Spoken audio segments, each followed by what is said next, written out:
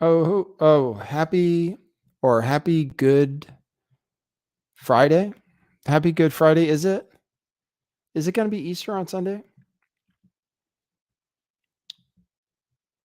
Is it for real? I was going to say, well, I said in the chat, I said, oh, well, actually, it's always a Good Friday when you have the LTV show. So, welcome to the show. Hey, we made it through a week. Yay. We made it. We made it, guys.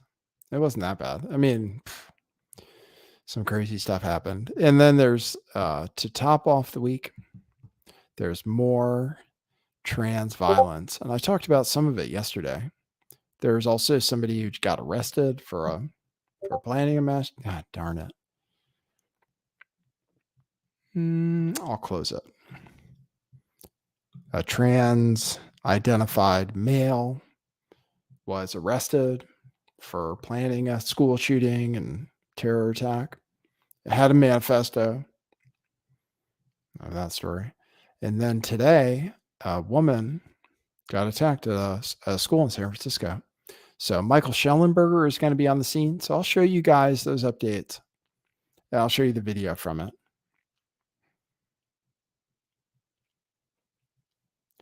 So we'll see it. I haven't even watched the video yet. There's an update about Twitter.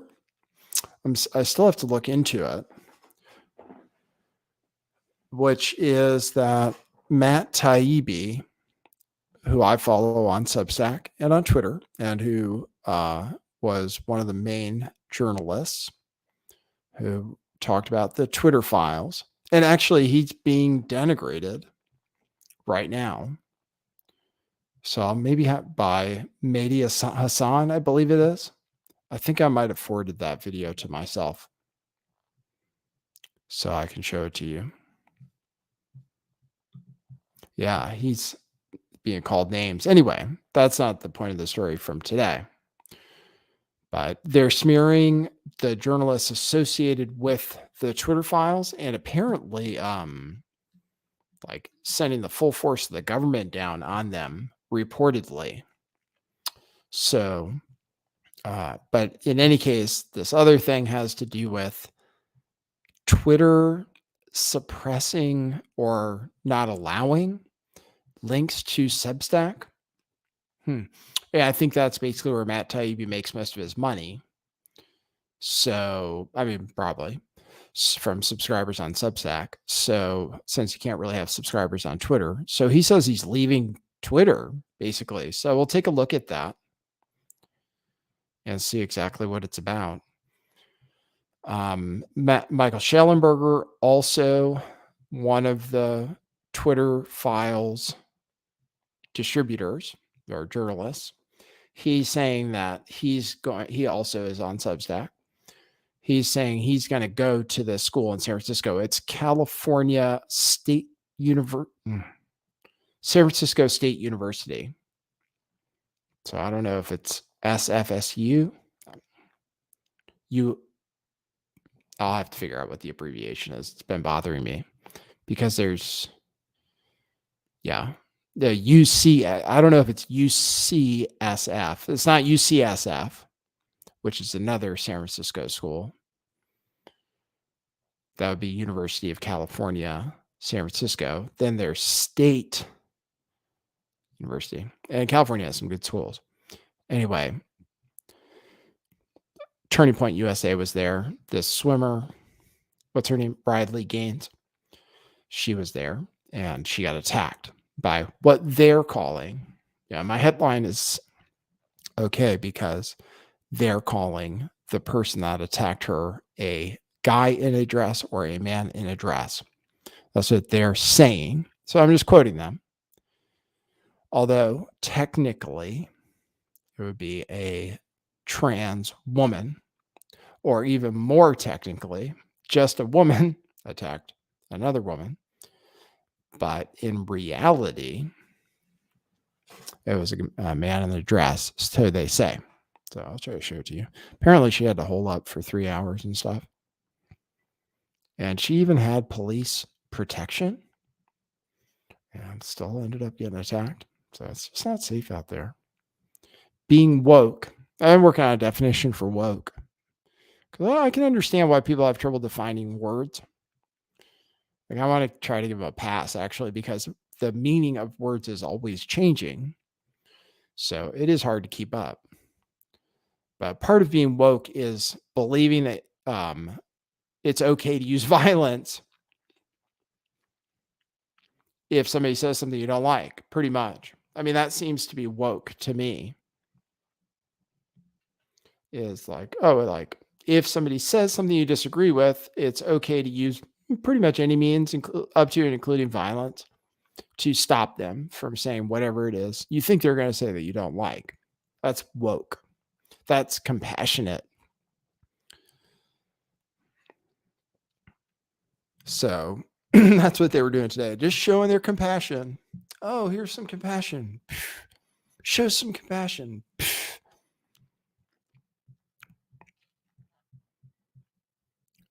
Oh, your fault.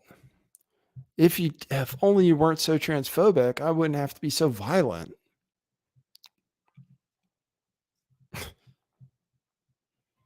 Okay, so I'll show you that. Quote, ambushed and physically hit, unquote.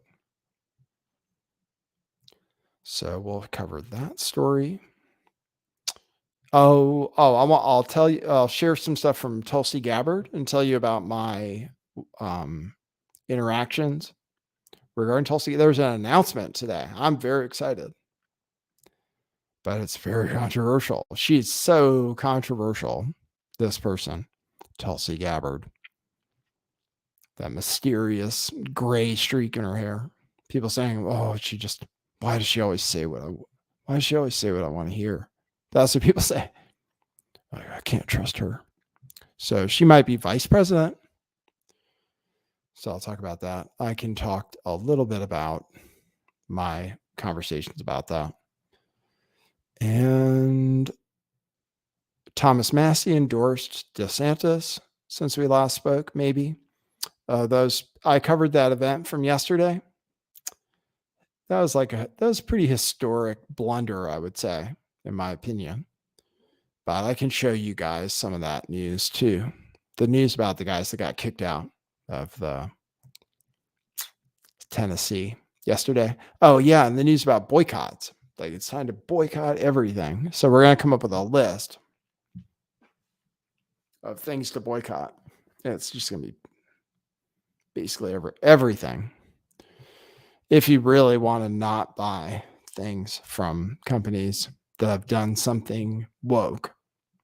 But on the other hand, though, if something happens to, in particular, Budweiser or Anheuser-Busch and Nike for promoting Dylan Mulvaney, then I think it's good if there's pushback genuinely and it affects them.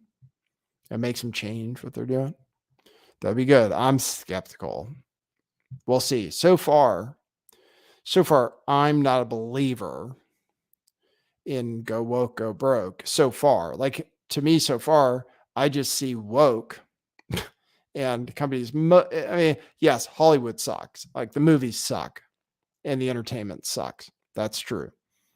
So that is, and that is reflected in box office results. So as far as go woke, go broke, I would say, yeah, like for people who are making entertainment, that's just terrible because they're forcing, woke themes into stuff. They are suffering a little bit. But mostly up until now, I haven't seen companies that do stuff that's woke, especially being hurt. So, and on top of that, as far as like the trans thing is new, right? But as far as beer advertising to homosexuals, that's been a thing for a long time. Apparently, since like the late 70s, there was like some kind of beef where gays and lesbians ganged up against Coors because Coors was giving their employees lie detector tests to see if they were gay. Apparently, I don't know. I read this story. And so back then, the gays boycotted Coors, and apparently, like, it did really well for Budweiser and Bud Light and stuff and other beers. So we'll see if the straights have the same kind of willpower, first of all, because you have to will yourself not to drink things. And there certainly are a lot of beverages. And more stuff keeps getting added. It's like I think Jack Daniels, like you can't drink Jack Daniels anymore. You can't drink any Anheuser-Busch products, which includes like Corona, Modelo, Beck's, all these beers. But we'll see. Like I think it's cool. So we might talk about boycotts because people are talking about boycotts on the other side too. They're like, oh, let's boycott Tennessee. Yeah, we're gonna boycott everything in Tennessee. Somebody put that out today. Some liberal. This liberal is like, here's all the companies that are based in Tennessee. Let's boycott them. At least some leftist with sense was in their comments and was like, hey, like these companies are woke companies too. So what are you talking about? Just because they're in Tennessee? Like a lot of these companies are not. You know what I mean? Well, boycott. Let's boycott. But hey, that's cool. Let's see if it works. I haven't seen it so far though. Just trying to think. I mean, Hershey's. What happened to Hershey's?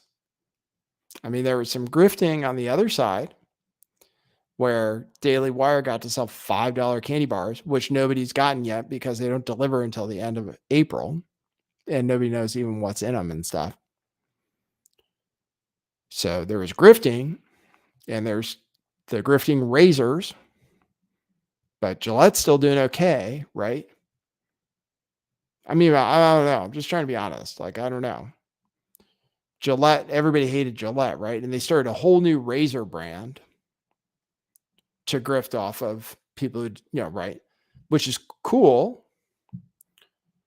But Gillette is still, right. Number one, right. When I go to the store, it's all Gillette stuff. So I'm a little, but if it's true, like if it becomes true because it's a meme, that's what memes are for. And it is a meme. Go woke, go broke. It's just a question. It's like, oh, well, okay, let's see it. So let's see it. Let's see. Maybe it will happen. Like I definitely disagree with the stuff. So we're not drinking. No, we're participating, even though I think it might not be successful. Katie sometimes has Corona. We have some Corona. We will not buy any more Corona because apparently it's an Anheuser-Busch product. The other beer I drink is pretty local. Probably they support gay people, but maybe haven't done anything with like any offensive trans people. So hopefully that's okay to drink still.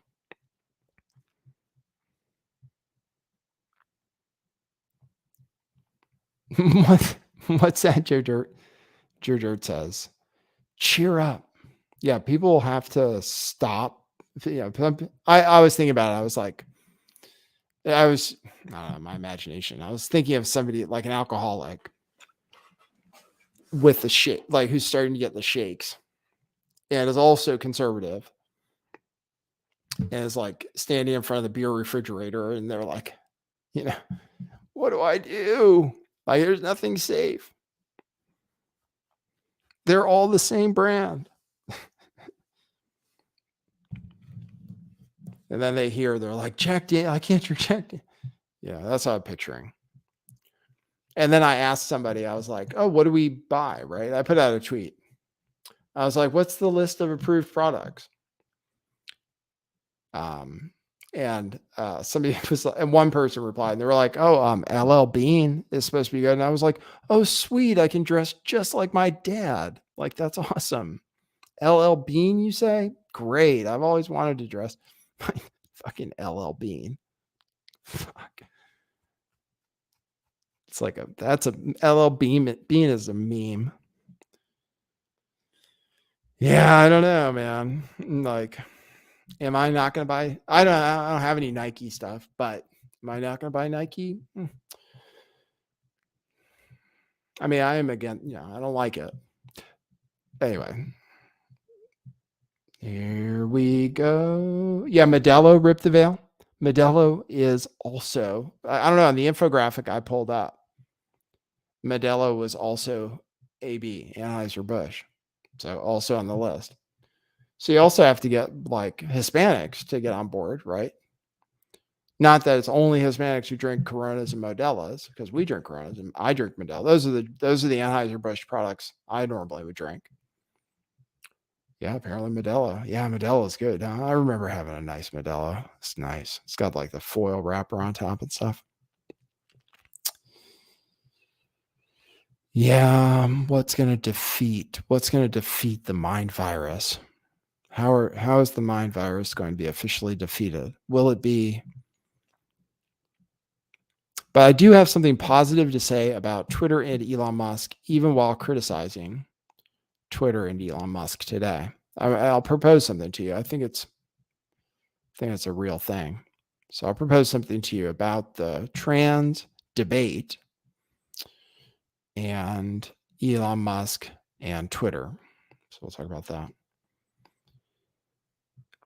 And all that and more on the show.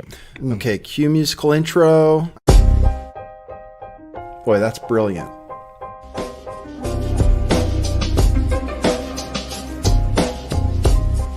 I do think some things in the world are real. Like you guys. You guys are real. Most of you. Most of my listeners, I think, are not just in my head. I think I have the metrics to prove it. You've taken a leap of faith today. What is that sound? And I apologize if you take offense. I'm a little offended myself. Welcome to our show. Welcome to the future. What it is, joining you live from sunny California. It's a beautiful day today. I'm your host, Nathan Stoltman. And I bring you the news, the real news.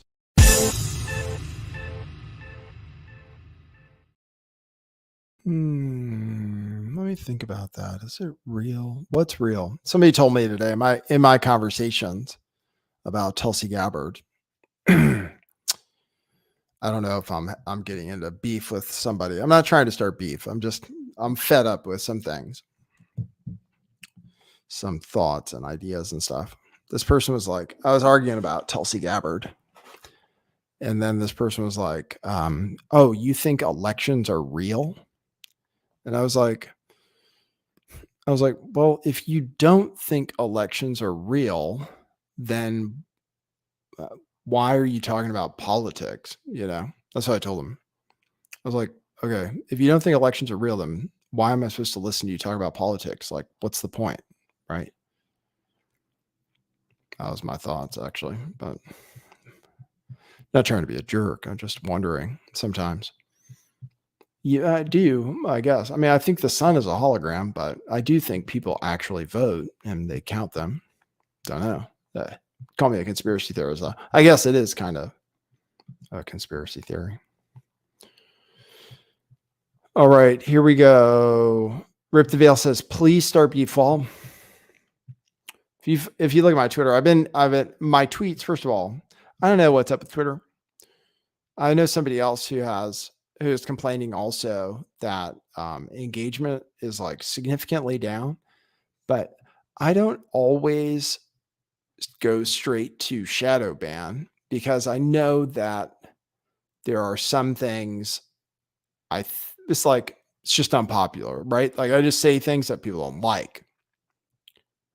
Even though I think it's interesting, I realize that other people don't, right? So like when the algorithm decides that people aren't going to like my material, I think, okay, well, maybe it's true. I don't know. But it is kind of like way down. Anyways, I was just talking, I was beefing with another journalist because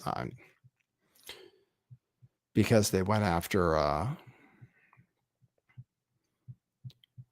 they were going after Tulsi Gabbard, and I was like, what's the point of that? Like, why are people doing that? Anyway, I'll get to the news. Okay.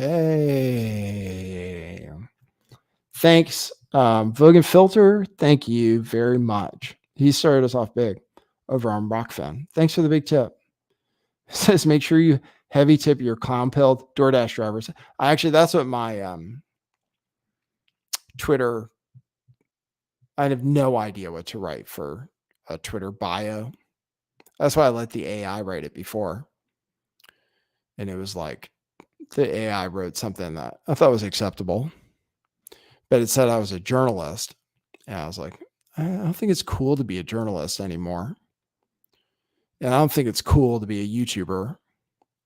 So like, it's cooler just to be like, but then I was like, oh, wait, if I say who I work for, then people are going to get me fired. That's what I was thinking. I was like, oh, I can't even say that. It's like, oh, then some hedge fund manager, it's going to be like, oh, I don't like what he says, so we're going to get him fired. So I was like, okay, I can't say that. So my Twitter bio right now says, I make memes sometimes. That's it. I literally have no idea what to say about myself. It's ridiculous. Like, what am I going to say? It's like writing a Tinder profile, I was like, it's like just clueless. No idea. Say the stupidest shit. I'll work on it though. I'm going to come up with something. How do you describe yourself? Oh, let me see. Where do I start?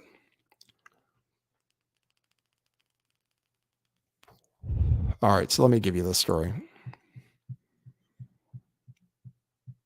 Censored Mom says, I'm a citizen journalist. Yeah, but being a journalist isn't cool. Like, journalist is kind of a slur now. And then it's like, I want people to take me too seriously, actually. You know what I mean? So if I say journalist, then people will be like, oh, you actually need to follow the rules or something, Don't know. Thank you for that. That's nice of you to say. All right, I'll show you the story. If you want to support the show, check it out. Like, I have to pour some liquor out for a fellow live streamer who had to give up live streaming. Or, I don't know, he made an announcement of some kind. The Griftcast. You guys might have heard about it. Defanga and the Griftcast. He was doing the Griftcast instead of doing a regular job. And the Griftcast was about people donating to his show so that he could keep doing the streaming instead of whatever else. And he was doing DoorDash and stuff too, Defanga. And he announced on Twitter, he was like, well, the Griftcast is dead. And then he blamed his listeners. He was like, and it's your fault. I was like, oh man, that's funny. I feel you. So it is your fault if the show doesn't happen. So that's what he was saying. So pour some out for the Griftcast, which Defango said he's got to do a real job. So it happens, man. It's fucking brutal out here. So if you want to support the show, be like Vogan Filter, who donates every time. Or like some of our other huge supporters by going to buymeacoffee.com/lifttheveil and leaving a coffee, or by super chat, whatever, or by buying t-shirts. I have on the Bitcoin saves. I don't want to upset anybody. Bitcoin saves, because people sell Jesus saves t-shirts. So it is. Some people say it's just a joke. But Bitcoin, we're warning people about that. There is, do I have any? I think this week was remarkably thin on financial collapse. Anyway, sorry, that's at our store, truthclothing.io. And if you use code crypto50 at checkout, you'll get 50% off.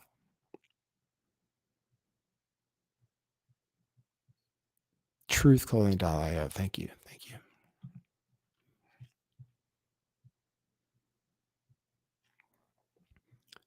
And Hoax Wars is here.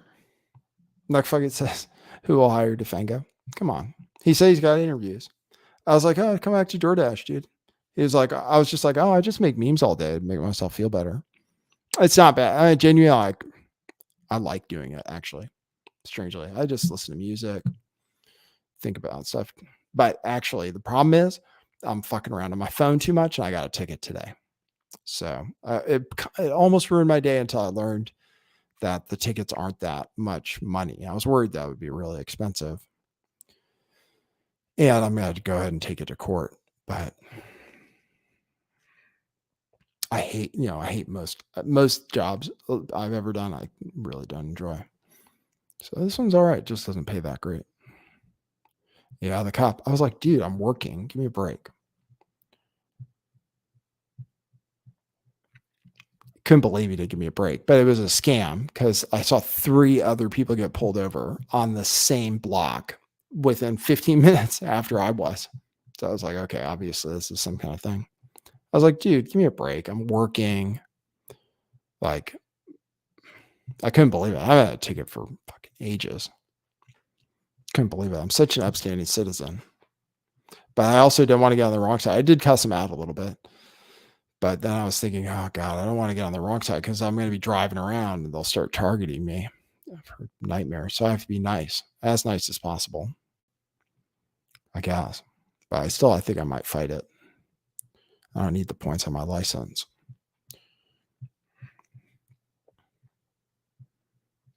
Freedom and rights for us.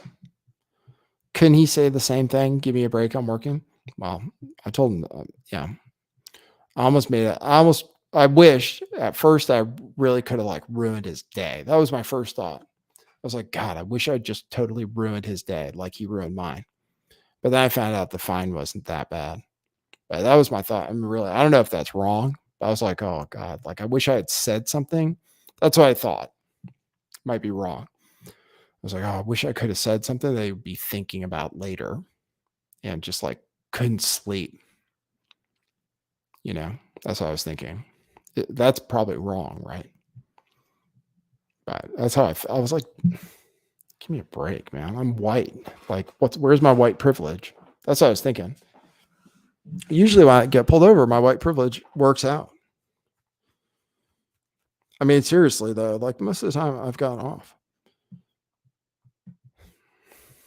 Don't know, man. It's like different times. All right, let me show you this.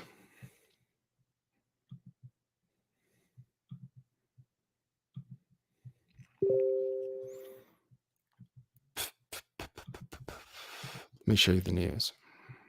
Riley Gaines, female swimmer who spoke out against trans people in sports. This was I'll tell you after, I guess. Riley Gaines ambushed and physically hit after saving women's sports speech at San Francisco State. Riley Gaines was barricaded in a room on the 3rd floor of a university building for nearly 3 hours after the protest began. Former NCAA swimmer Riley Gaines was barricaded in a room at San Francisco State University Thursday night after she was physically assaulted following a speech to students about saving women's sports at a Turning Point USA and Leadership Institute event on the campus. Louis Barker, Riley's husband, said he had brief conversations with her while she was barricaded in the room for nearly 3 hours. So somehow she was separated from her husband, Louis Barker, and she was speaking at TPUSA. And this is a quote from the husband. This is what I used in the title. Quote, she told me she was hit multiple times by a guy in a dress. I was shaking. It made me that mad.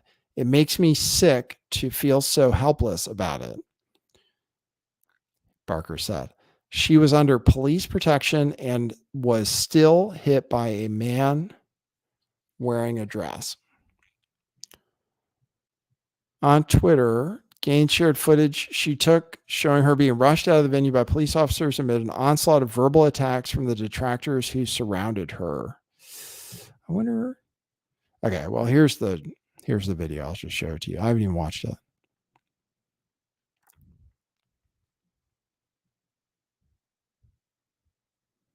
While Gaines spoke to the students, many of whom expressed opposition to her viewpoints, other footage from the event showed the swimmer's remarks being drowned out by a group of pro-trans protesters who had become increasingly loud outside the room. Quote, tonight, Riley Gaines spoke at San Francisco State University to share her personal story of competing against a biological male athlete, Leah Thomas, at the Women's NCAA Swimming Championships last year, unquote. Quote, in the past year, her goal in speaking at universities has been to educate her peers about her experience and what the impact of the growing number of biological males in women's sports will do to the integrity of Title IX.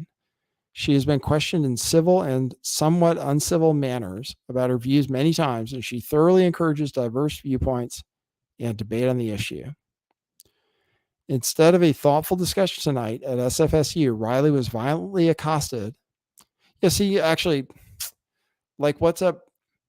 How come Matt Walsh had like a totally civil thing? Like, what was that about? How? So I don't understand that. Is it because they just attack women? You know, they're afraid to attack men. I don't like.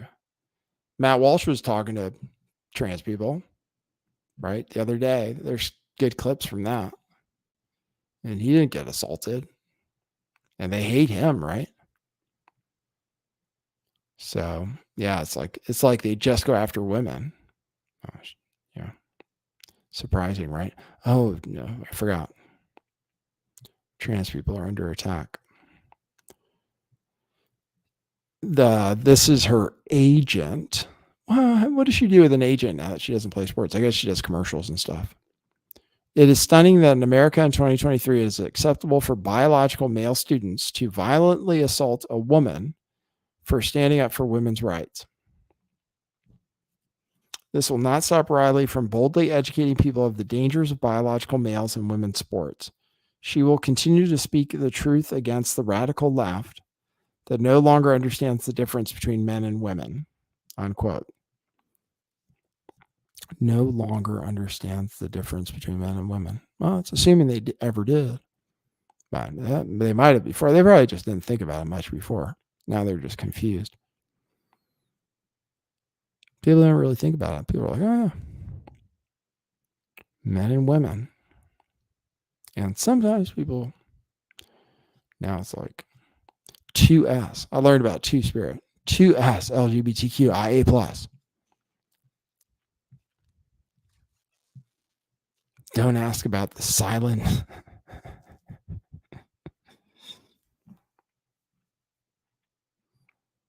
Oh, man, there must be a joke in there somewhere. 2S, LGBTQIA+. The P is silent. I don't know if people get it, though. Oh, it's got a silent P. Can I do anything with that material? Help me out, guys. I got to figure out how to make it. All right. 13 million views. 3.4 million. Wow, that's a lot. Here's the video. Here's the video. Come on, that's good. A silent P. Come on, that's kind of good.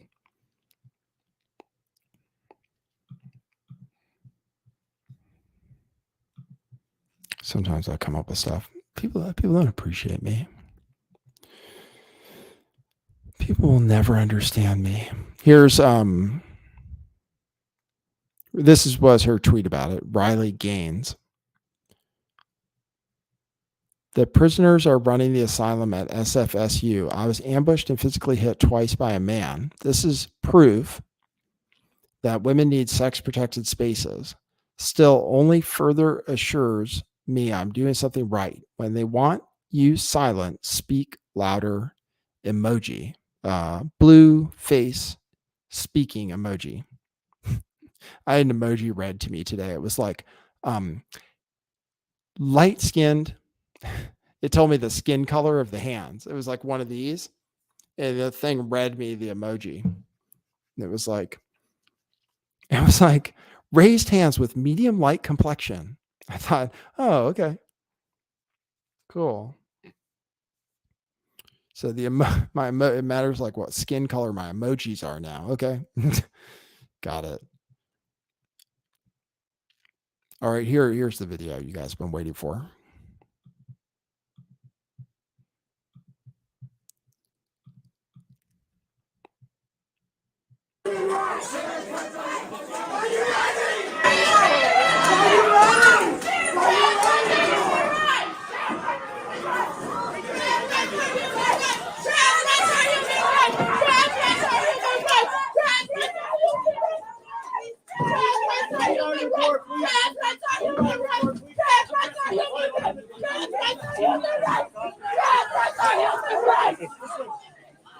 Yeah, you fucking transphobic bitch. I fucking see you. Trans rights are human rights. Trans rights are human rights. That was. I'm having this conversation with somebody who says that like all. Okay, so.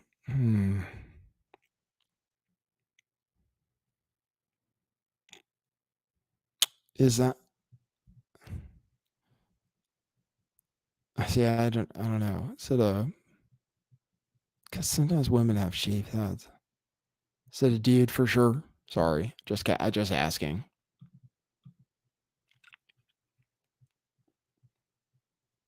I feel like I don't know. Like I'm just curious. Obviously, some people think this stuff is like normal. I know it's easy to like. We all are like, oh, this shit is crazy. Everybody must think this is crazy. But some people are so. I just don't know. You can't tell either, Kelly. Could be a woman. That's all I'm saying. It's just like all kinds of people get brainwashed into this ideology. That's all. Just got to be realistic, like about what we're up against. Because some people think this shit is okay. That's all. But some people are like, well, like she's a bigot. You know, she's a transphobe bigot. Like she deserves it. I don't know, man. Like,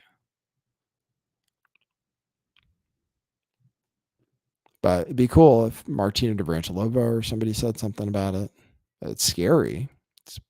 Everybody gets attacked so bad. See, like it actually sounds like a female. So like she's just as crazed as anybody.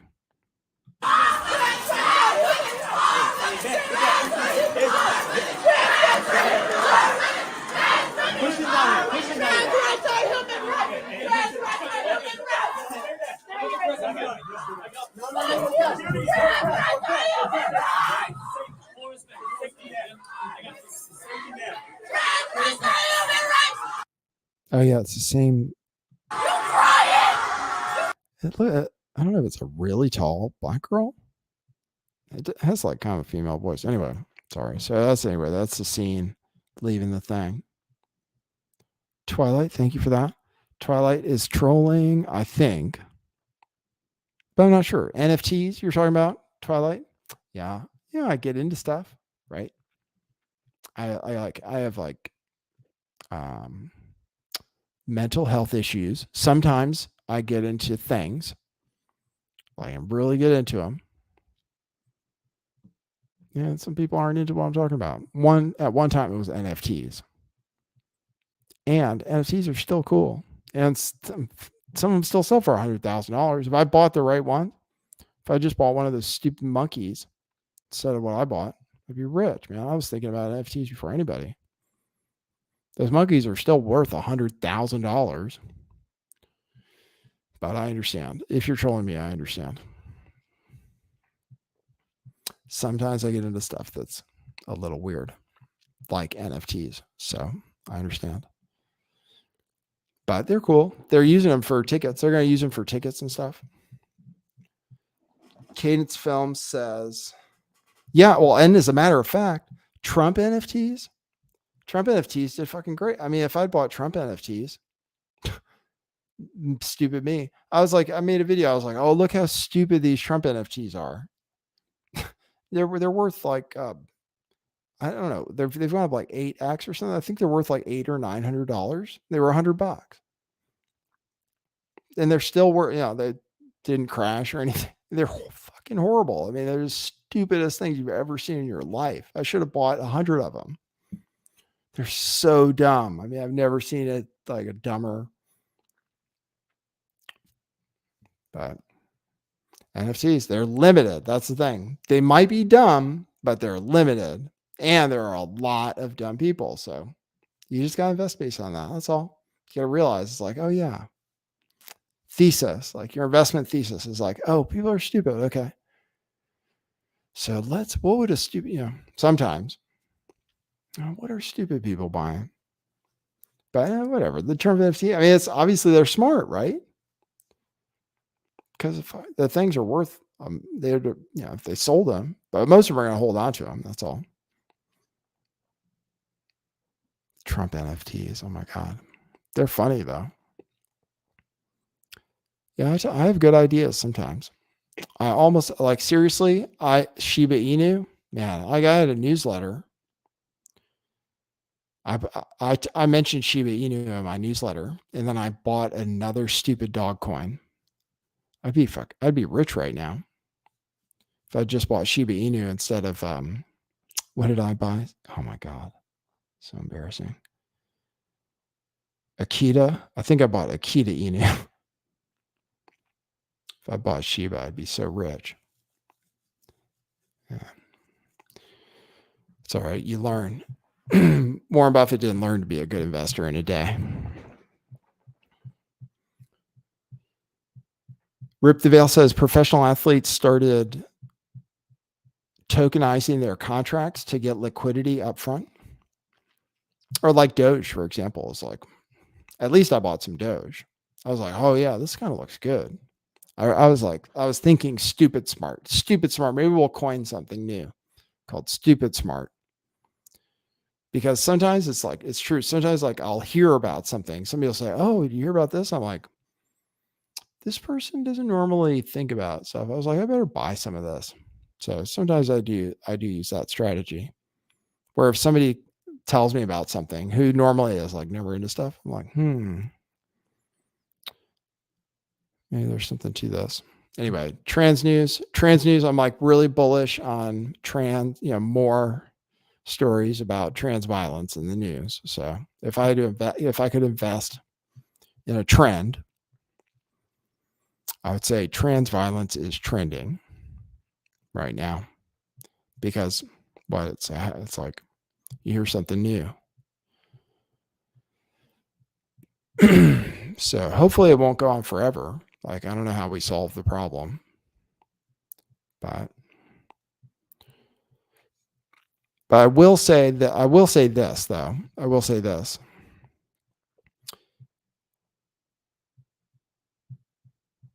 I'm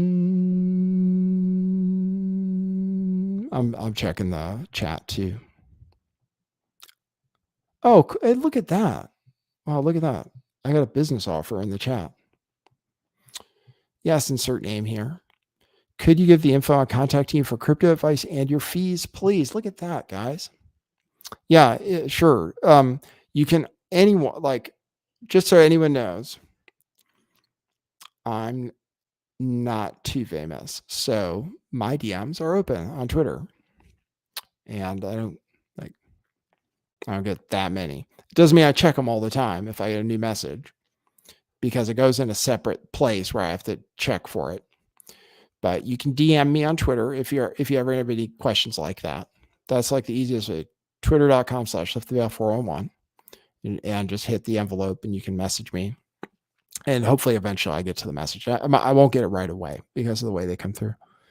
but I can tell you about it. But you can sign up at bitcoinmissionary.com, and the prices are listed there. It's like $70 an hour, which is half the price. I don't know if anybody does it. I've never seen anybody does it for that cheap, but I'm easy like that. So $70 an hour, $40 for a half hour, or $100 for an hour and a half, something like that. That's what I think what it says. So yeah, bitcoinmissionary.com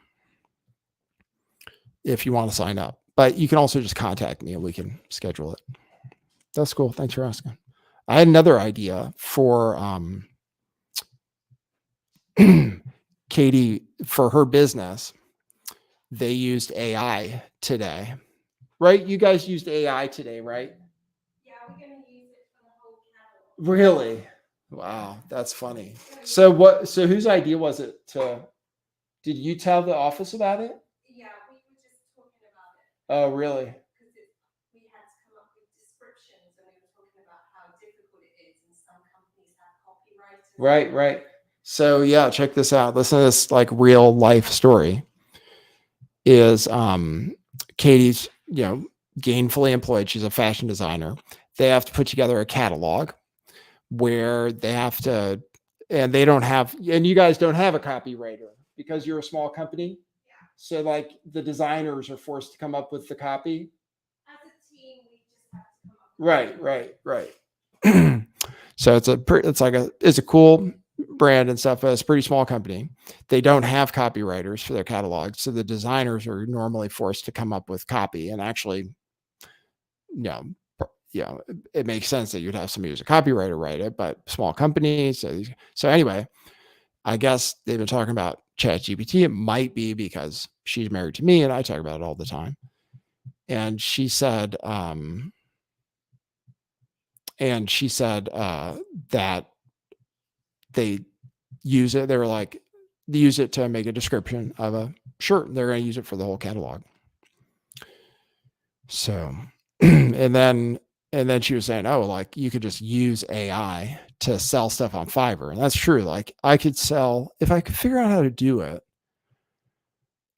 Like if anybody wanted if anybody needed like anybody can do it, but it does take, I guess it takes a little technical expertise because you have to create an audio file, download stuff. So, and you have to pay for a subscription, which isn't that expensive for cloning voices is what I mean.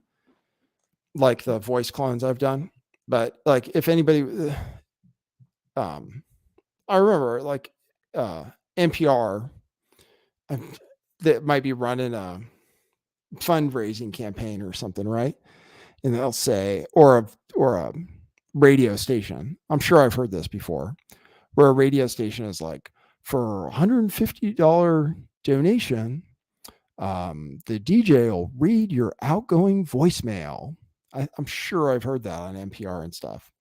They're like, oh, if you always wanted like a celebrity to be on your outgoing voicemail. I don't know if people care about that anymore, but that's easy. You could do that right now. Anybody could have any celebrity, and then you can, and then dead people too. I mean, that's the other thing. If you have good voice recordings of the dead people, though, so it's more recently. Like, I probably can't recreate Abraham Lincoln, and because I don't think there are recordings of him. But like, if anybody wanted, recording, or you want to play a prank on somebody, I could do that for contract or something. I was thinking, you could advertise on Fiverr, be like, oh yeah, I'll create any celebrity outgoing voicemail you want, saying anything. $50, right? Don't know, but then somebody in India will do it for like $10. So because their time isn't as valuable as my time is. No, it's actually because they don't live somewhere where rent is $3,500 a month or whatever.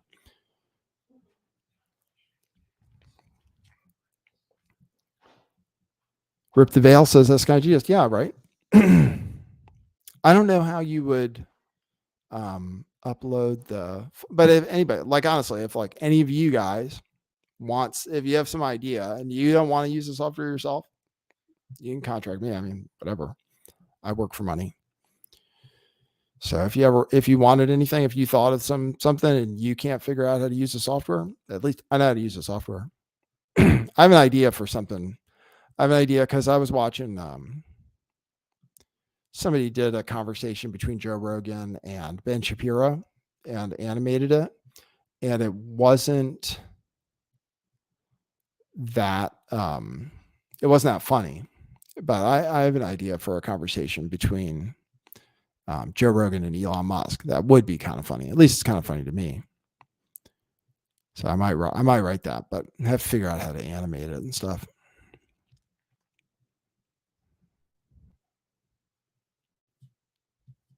But anybody could do that. Sorry. You can steal my idea. That's the great thing about it. Just like memes. You could do it too. Just have to figure out how to use the software. I could teach a class. I could teach everybody how to do it and teach everybody to be impersonators. Yeah, you can play pranks on people. No, I was thinking I could get a recording of my dad, like call my brother. It's like endless possibilities.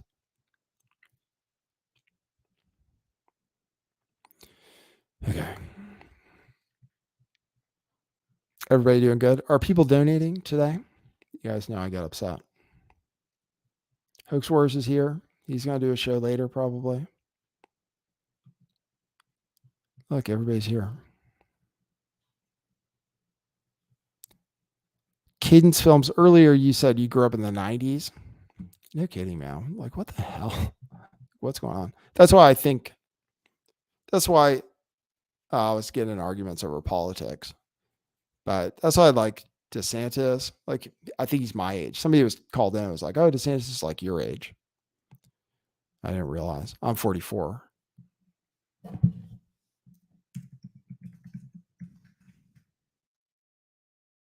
I went to school. I graduated college in 2000. Oh, yeah. Wow. We are almost exactly the same age. That's true. Wow. Well, look how successful we both are.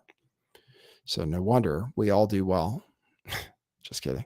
He went to Yale and Harvard, and I decided not to go to Stanford, and I drive for DoorDash. And he might be president. Maybe running with Tulsi Gabbard. But yeah, he's almost exactly my age. Ronald Dion. Dion. D-I-O-N.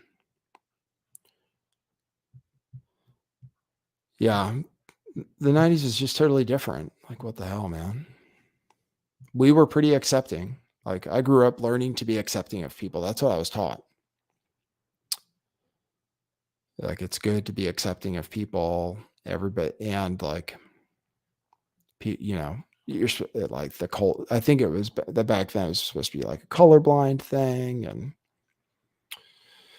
and learned that like my mom was like really liberal, and she helped out gay people who had AIDS back in the 90s. And we never had any of this crazy stuff. Gay people never attacked people who were homophobic and stuff. They just had their own bars, and I don't know, man. It's so much different. This whole thing is so much different. Now it's like, oh, if you say what I don't like we actually cared about free speech, I think. I don't know. Like, I don't know if we learned about it in school and stuff. Now people are like, oh, no, free speech is dangerous.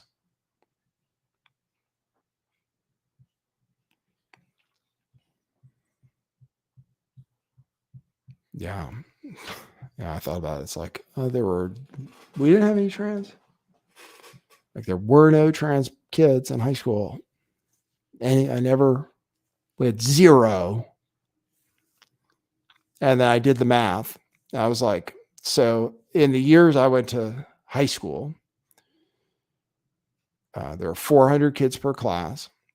There would have been 7 classes total from my freshman to senior year, which would be 2,800 students.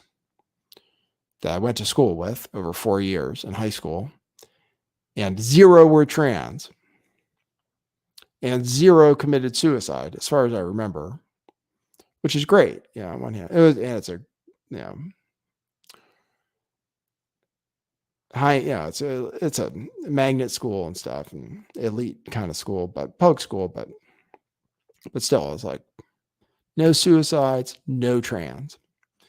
So then I did the math. I was like, oh, now it would be 50 trans kids based on the math for how many kids are trans now. And again, I don't even know what it means. Half of them might be non-binary, which I don't know what that is. But still, 50 technically trans kids. And then, like, supposedly they're going to commit suicide, right? If they don't get medical treatment. But why didn't anybody commit suicide? Like back then, if they thought they were another gender and they couldn't get medical treatment, then why didn't they kill themselves then? Like, what happened? Something's different, right? And then everybody's like, oh, you're hateful. I was talking, people are so crazy.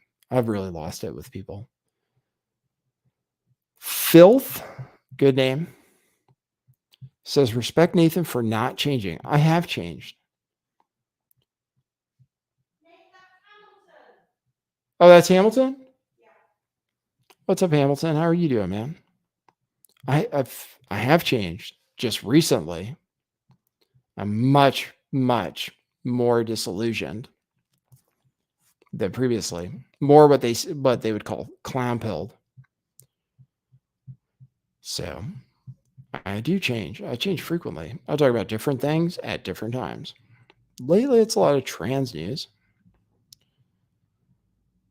But that's cool, man. Cool to see you back. Yeah, somebody saw me on Twitter. They were like, I haven't seen you forever.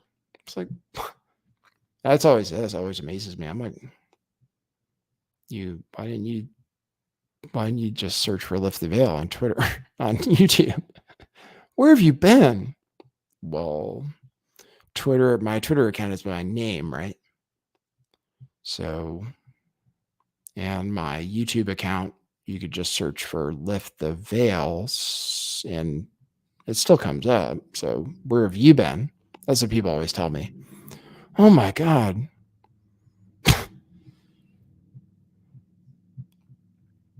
Where have you been? Hey, that's good to see you, Hamilton. Yeah, somebody saw one of my memes. One of my memes went viral. 2 memes, kind of, already. I just started.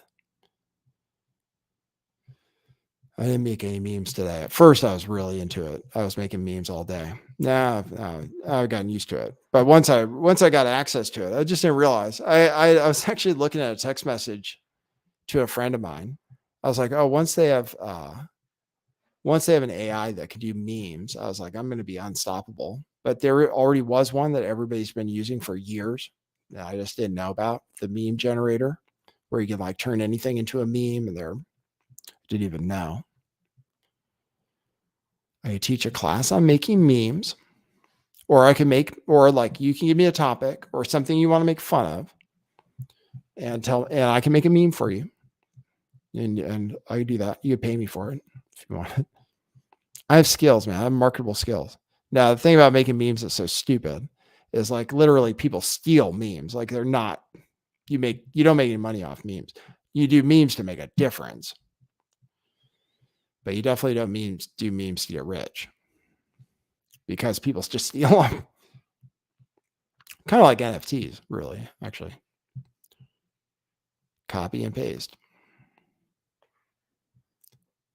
But that's cool, because then you don't have to take accountability either. When you post a meme, you can always be like, oh, it wasn't even my meme. If people don't think it was funny, like, oh, yeah, I saw it somewhere else. Sorry.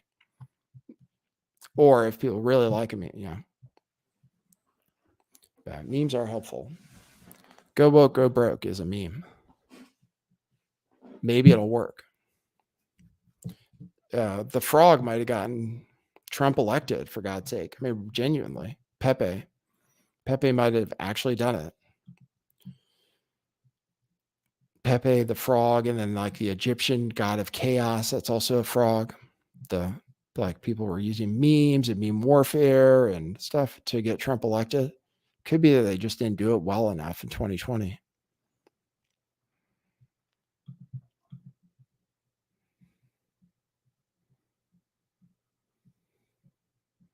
Rip the V. Yeah, I know. I'd have to really. But the problem is, I just got busted today. Like, I was having fun. And maybe I really should feel bad about wanting to like ruin the cop's day, because I guess it was my fault, right? I shouldn't be driving and memeing or driving and texting. But that's the problem, is I drive around and I see something and I make a meme and I post it, but I can't do it at the same time. It's actually dangerous. I could die or kill somebody. So if somebody gives me a ticket, I probably shouldn't get mad at them for doing their job. That's what you're saying, even if it's a trap.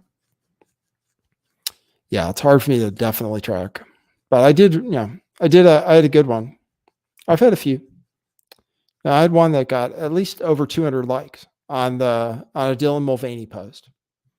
So, who says? You see, who says memes won't get you anywhere? No, I had a good one. 2 actually.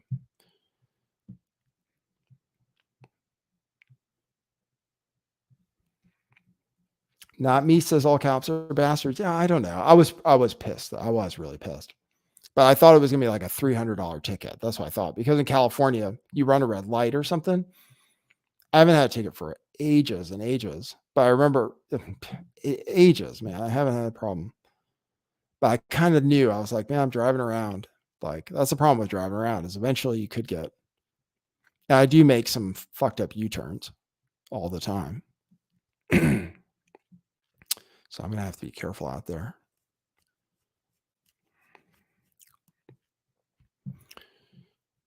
Yeah, I do make some moves. I don't know, man. But actually, yeah, we'll see. Hopefully everybody's donating to buymeacoffee.com/lifttheveil. If everybody likes the show. Okay, we covered the trans news. We talked about some other stuff. Oh, do you want to talk about Tulsi? Tulsi Gabbard. Okay. So this is what I'm going to say. The new me would be less, confrontational about things, or I just wouldn't say, or I'd be like, oh, whatever. What do you guys think and stuff? Tulsi Gabbard is cool. I like Tulsi Gabbard. Everybody has a conspiracy theory about Tulsi Gabbard. Yeah, I'm sick of it. Like, certain things, I'm like fed up. That's the thing. I got fed up with things.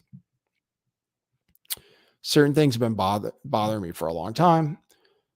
I'm over. Just, yeah. So anyway, somebody was out there, another journalist, asked Tulsi Gabbard for I don't know. He said it was only the 3rd time. But Tulsi Gabbard, there's a conspiracy theory that she was part of WEF, or I don't know whether to call it a conspiracy theory or not. She appeared on the WEF website. Hey, Al Shizzle, thanks, man. Hey, are you the one that's agreeing with me on Twitter? That's nice, man. That's enough. If YouTube didn't take 30%, that apparently is enough to cover the ticket I got today. So that's really nice. Thanks, Al Shizzle. You have a good weekend.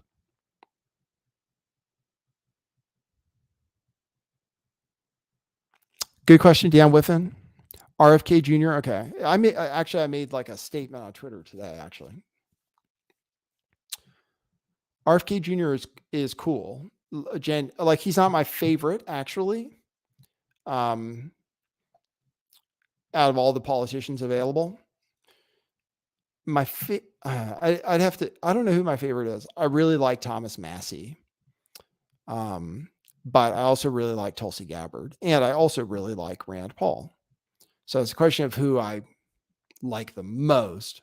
Tulsi Gabbard, I don't know. She just seems to come out and talk about stuff that's actually really controversial when other people don't. That's all. So I like that about Tulsi. RFK Jr., obviously, he was really controversial. Here's the thing is I don't think he has a chance running as a Democrat for like at all. In fact, I don't think anybody does. As long as Biden runs, I don't think anybody has a chance. Not because they're not better candidates, but once again, going back to thesis number one, which is that people are stupid. So I don't like, and Democrats, you know how they are, man. If you're an anti-vaxxer, if you're, it's not going to work out for him. But I do like him. I mean, it's cool that he's running. It is cool he's running as a Democrat. But it seems like I've looked out there and Democrats kind of hate him. So it would be like if Tulsi tried running as a Democrat. She'd have no chance winning. So now Tulsi is saying that she's open to being a vice presidential candidate, which then you have to be like, okay, well, who would the president be in that scenario? And that is probably,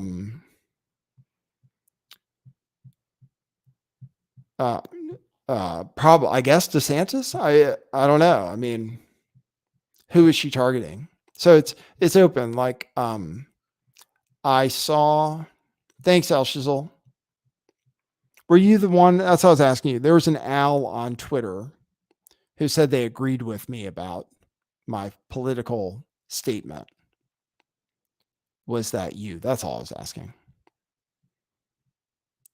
Because very few people agree with me. So I was curious. No, I got a few likes on that post. Sorry. Just want to make sure it was. Hey, just catching you up. Thank you for showing up to the show. I appreciate it. Every show has a title and a thumbnail, which is discussed every show. Even though you're late, it's okay. We can go back and rediscuss it and even watch the video if you want. It's up to you because I appreciate you being here. The thumbnail is about the female swimmer who got attacked today for speaking at what is it called?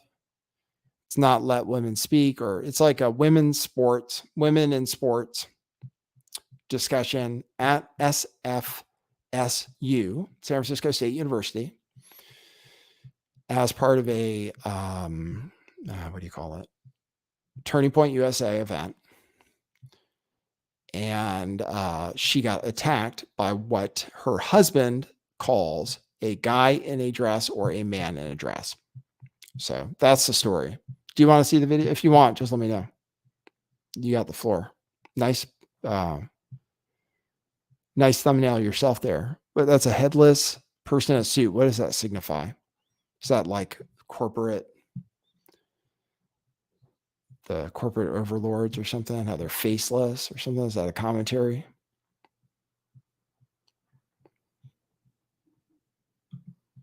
William Joseph says, at least Tulsi is not a man. Well, I'm positive there are people who are making videos right now for BitChute or Odyssey that are saying that she is really a man, along with a lot of other people.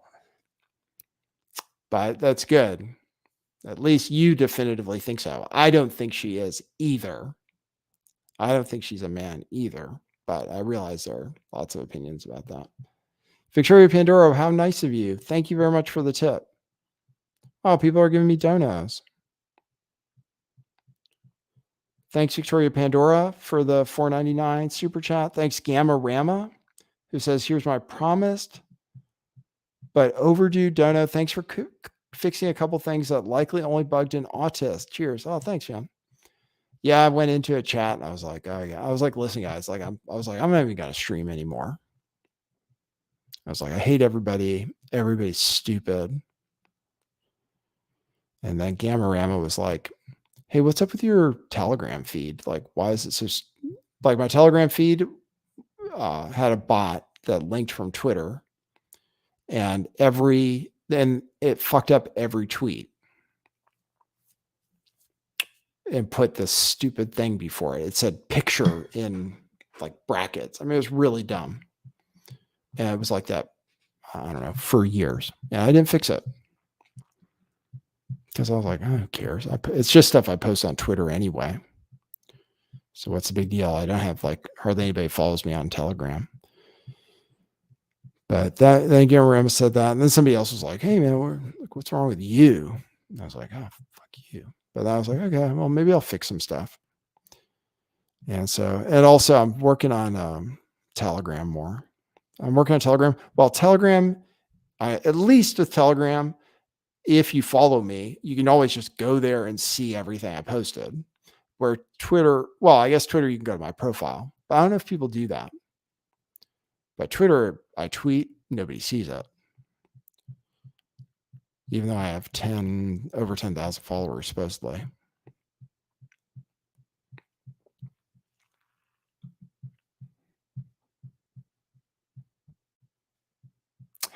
What happened Good Friday, by the way? Yeah, well, thank you.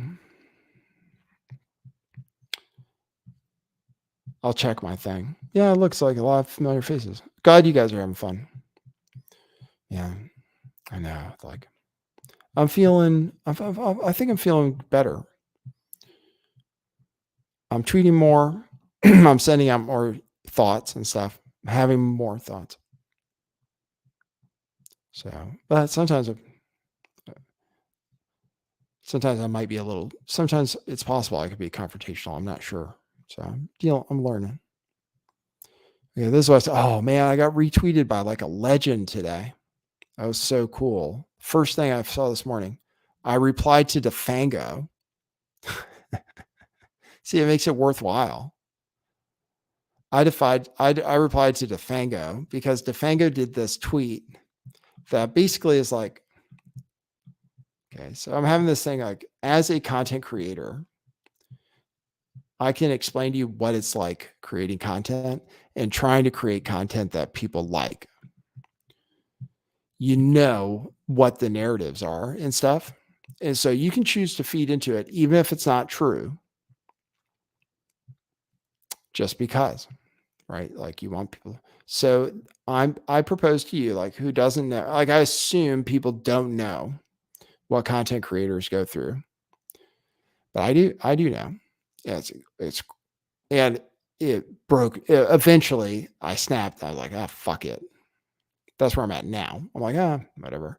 That's why I put on Twitter, like, oh, I'm a DoorDash driver. Like, I'm not even a podcaster. Like, that way, if I fuck up, like, I can just say, oh, who cares? Like, because if you are, you have to like follow the narratives and like every conspiracy theory and everything, or in the case of the election and stuff, you have to be a Trump supporter, or that's what's most beneficial. And that, like, I guess maybe that's my breaking. I guess maybe that's what broke me. But I was like, oh, I'm not gonna. This is like, I just can't even.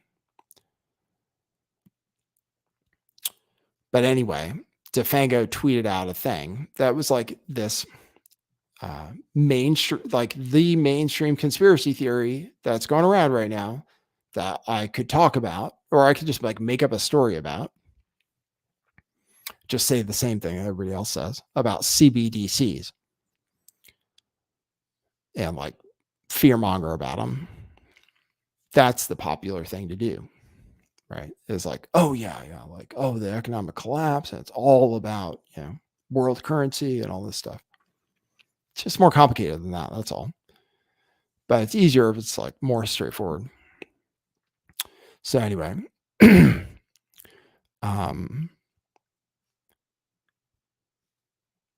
Fed Now is coming out in July. It's a new digital payment from the Fed. And people are like, oh yeah, it's like they're ushering in CBDCs with Fed Now. And I looked into it and I was like, I learned about Fed Now. It was like, oh, it was like Fed Now. It's not even a cryptocurrency. I forget central bank digital. It's not even a cryptocurrency. It's digital. It's a digital transfer. It's like a new form of digital transfer. But my impression was, I was like, oh, okay, if it's not even a cryptocurrency, well, then it's definitely not going to be a central bank digital currency, which everybody said was going to be a cryptocurrency. So I was like, oh, it's not CBDC. And then I saw my personal, like the most accurate, well, I don't know. the one I would listen to most of the time, economist. And one person who like helps me believe, like, in fact, economics is really interesting because they're like, I think about the differences between men and women a lot. And, generally men are computer programmers and physicists, mathematicians. But in economics, there are actually some women that are actually, I'd say more reliable than a lot of the men in the business. And anyway, Danielle DiMartino Booth is one of them. And then speaking of transvestigations, the other one is, what's her name? Everybody thinks she's a man, or a lot of people think she's a dude. What is her name? Lynn Alden. Like, people love her, and I think she's female. But if you just listen, it does sound like a dude, just the way she talks. But I actually think she's just a female that sounds male, which is okay. Just like Joe Biden says, masculine women are okay. Feminine men are okay. Anyway, so long story short, guys, is DeFango tweeted this morning. So I saw this tweet. He was like, the Fed announces it's rolling out its own digital currency, the Fed Now CBDC, in July. This is what DeFango tweeted. And look, he got massive engagement. Oh man, it just makes me crazy.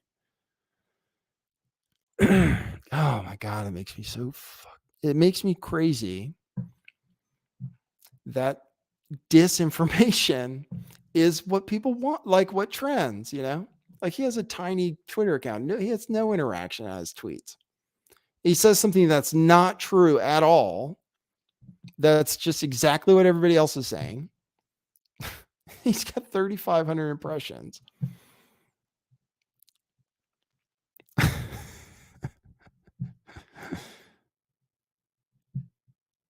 And then I was like,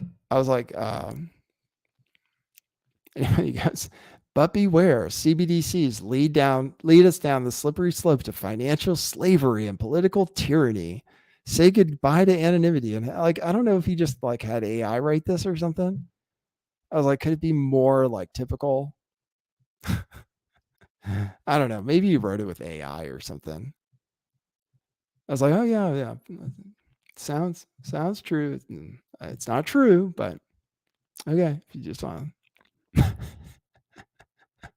It's like all the things people say. Anyway, I was like, Fed Now is not CBDC, because I had retweeted Danielle DiMartino Booth, who was like, Fed Now is not CBDC. Basically, she goes, conflating Fed Now with CBDC is a sin. I was like, okay, well, that's what I thought when I read about it, and I know about cryptocurrencies. And then she's saying that too. I was like, okay, well, it must be true.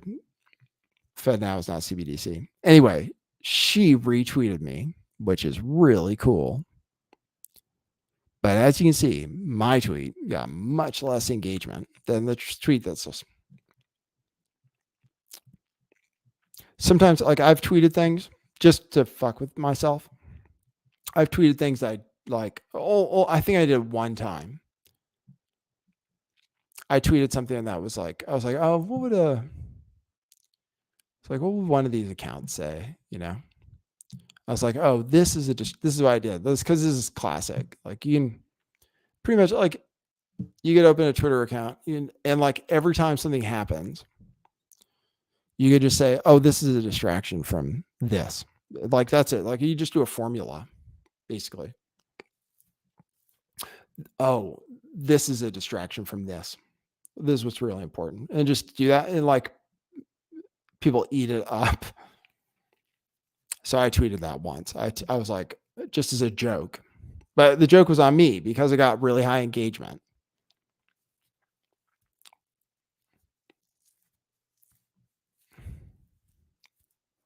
Sometimes the important story is actually the important story, but you can just say it if you want engagement.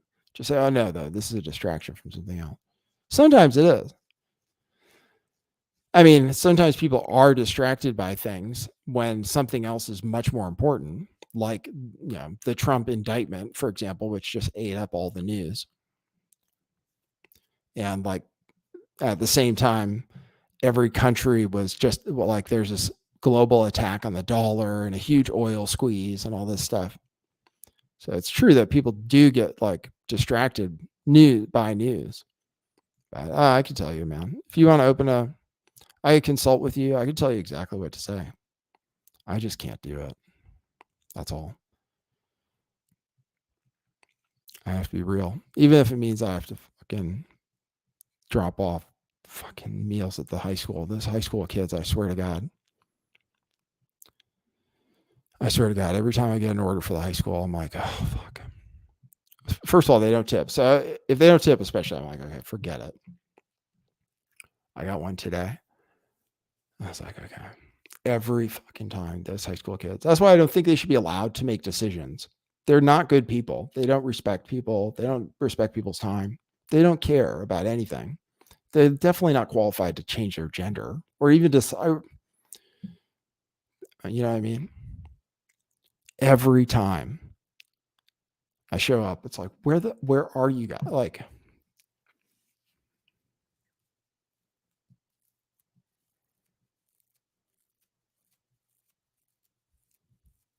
sorry, people don't care about my DoorDash stories.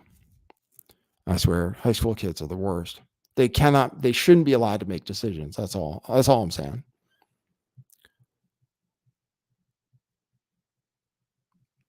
Rip the veil. Oh my God. You don't even know, man. I was like, with the titles and stuff. There are a few titles that'll work every time. One, yeah, this is a distraction would be a good one. Or just as popular is, or just say, oh, this is all on purpose, just about whatever. Or they'll just say they're doing it on purpose. That's it. Whatever it is, it doesn't matter. Oh, like they're doing this on purpose because of this. Just come up with something that sounds plausible.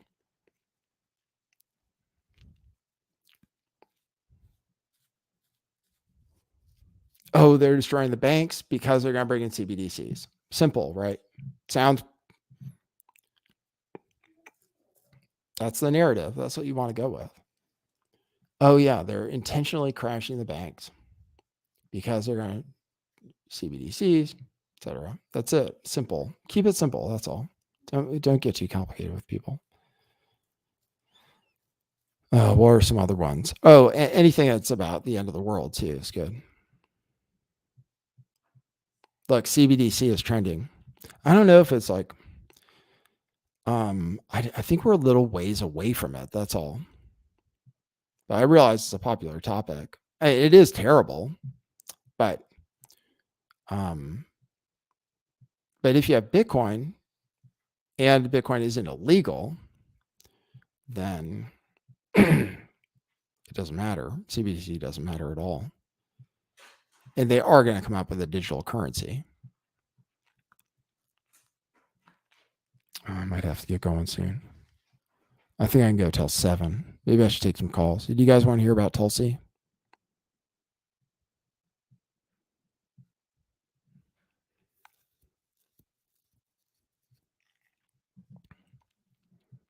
Or what do you guys want to hear about? It's a democracy. Caden Film says it's weird because it's centralized and redundant. We already have digital dollars. Yeah, right. Exactly. I mean, the things they can do with a central bank digital currency would be really scary. Like there are some things they could do if they had a digital dollar that are crazy for sure. But then again, we already use digital dollars and they suck compared to cryptocurrencies. For like, why is it transfer? Why does it take like what? People don't even think about it.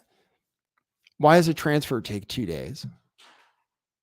when it like on the slowest cryptocurrency on earth, it's like 10 minutes.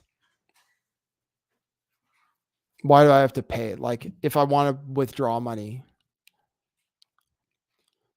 even from Coinbase or Cash App or something, it's like, oh, you can withdraw it and you might get it in a few days for free. Or we'll charge you like $15. You can get it immediately. And you're like, and then, or on Coinbase, you could transfer your Matic token instantly, Solana instantly, Bitcoin 10 minutes, Litecoin almost instant. Bitcoin might cost you $1, Ethereum less than $1. But instead we have this system where it's like, if I want to transfer, so anyway, CBDCs, like we're gonna have a cryptocurrency of some kind. So really the important thing is that we have choices.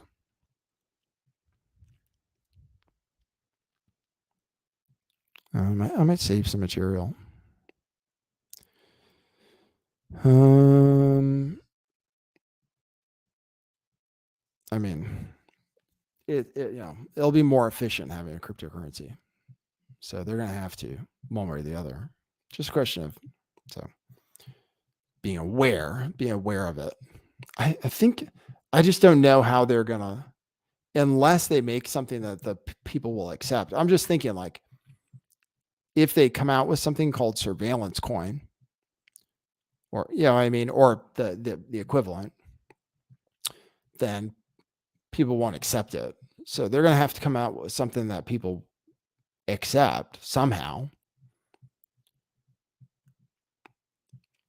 So I'm thinking, okay, well, let's see, like we don't know what it's going to be. And then they're going to have to test it. It's going to be a while before. It's not going to be right away. But we already have digital dollars. And then think about this too. Also think about this, just actually practically speaking,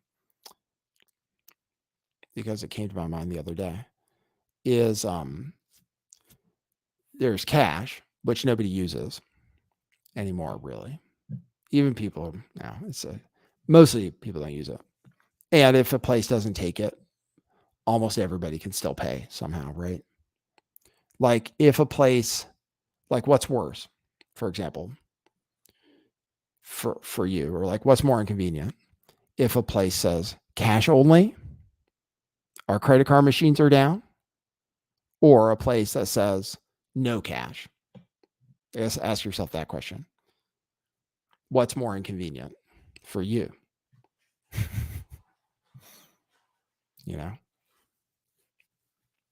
So, that tells you digital money is what people use. And I use Apple Pay for everything if I can. And it's actually, I found out it's like more secure than using your credit card.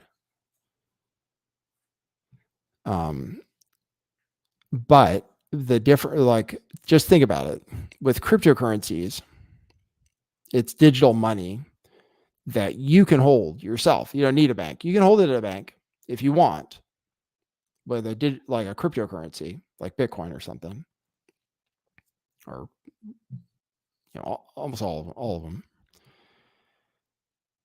you can self-custody the cryptocurrency.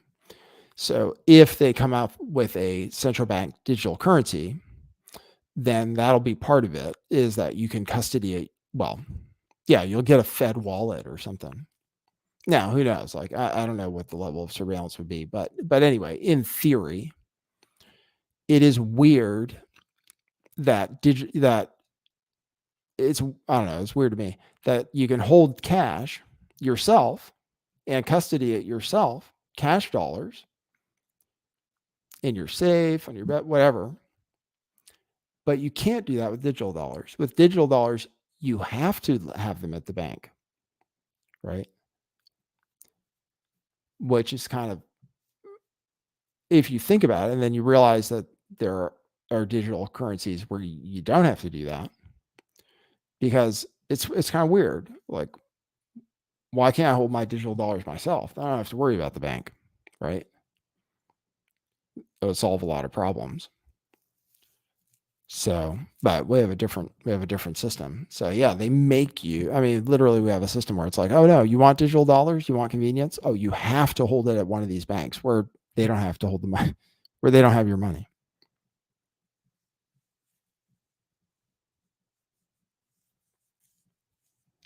So, what's that? Sync. Katie says, drop a link for chats. Which ones? You mean Telegram? Oh, Hoaxforce wants to come on? Oh. Oh, okay. Okay, cool. Am I good on time and stuff? Here, I can ask. Yeah, if Hoaxforce wants to come in. I don't know if he has anything to talk about, though.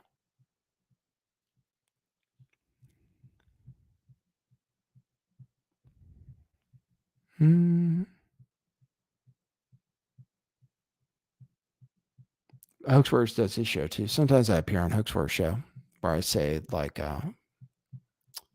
homophobic slurs at other YouTubers. The Hoaxforce show is just for, like, fights. The Hoaxforce show can be for fights. That's where we'll set up. This show is just going to be about we're just having fun. All we're doing here is we're just having fun. We don't talk about anything serious. We're definitely not trying to change anything. No, I tweeted out. What did I tweet out today? I can take calls and stuff. I didn't even tell you about Tulsi, but that's all right. You can just follow me on Twitter, or you can just go to my Twitter profile.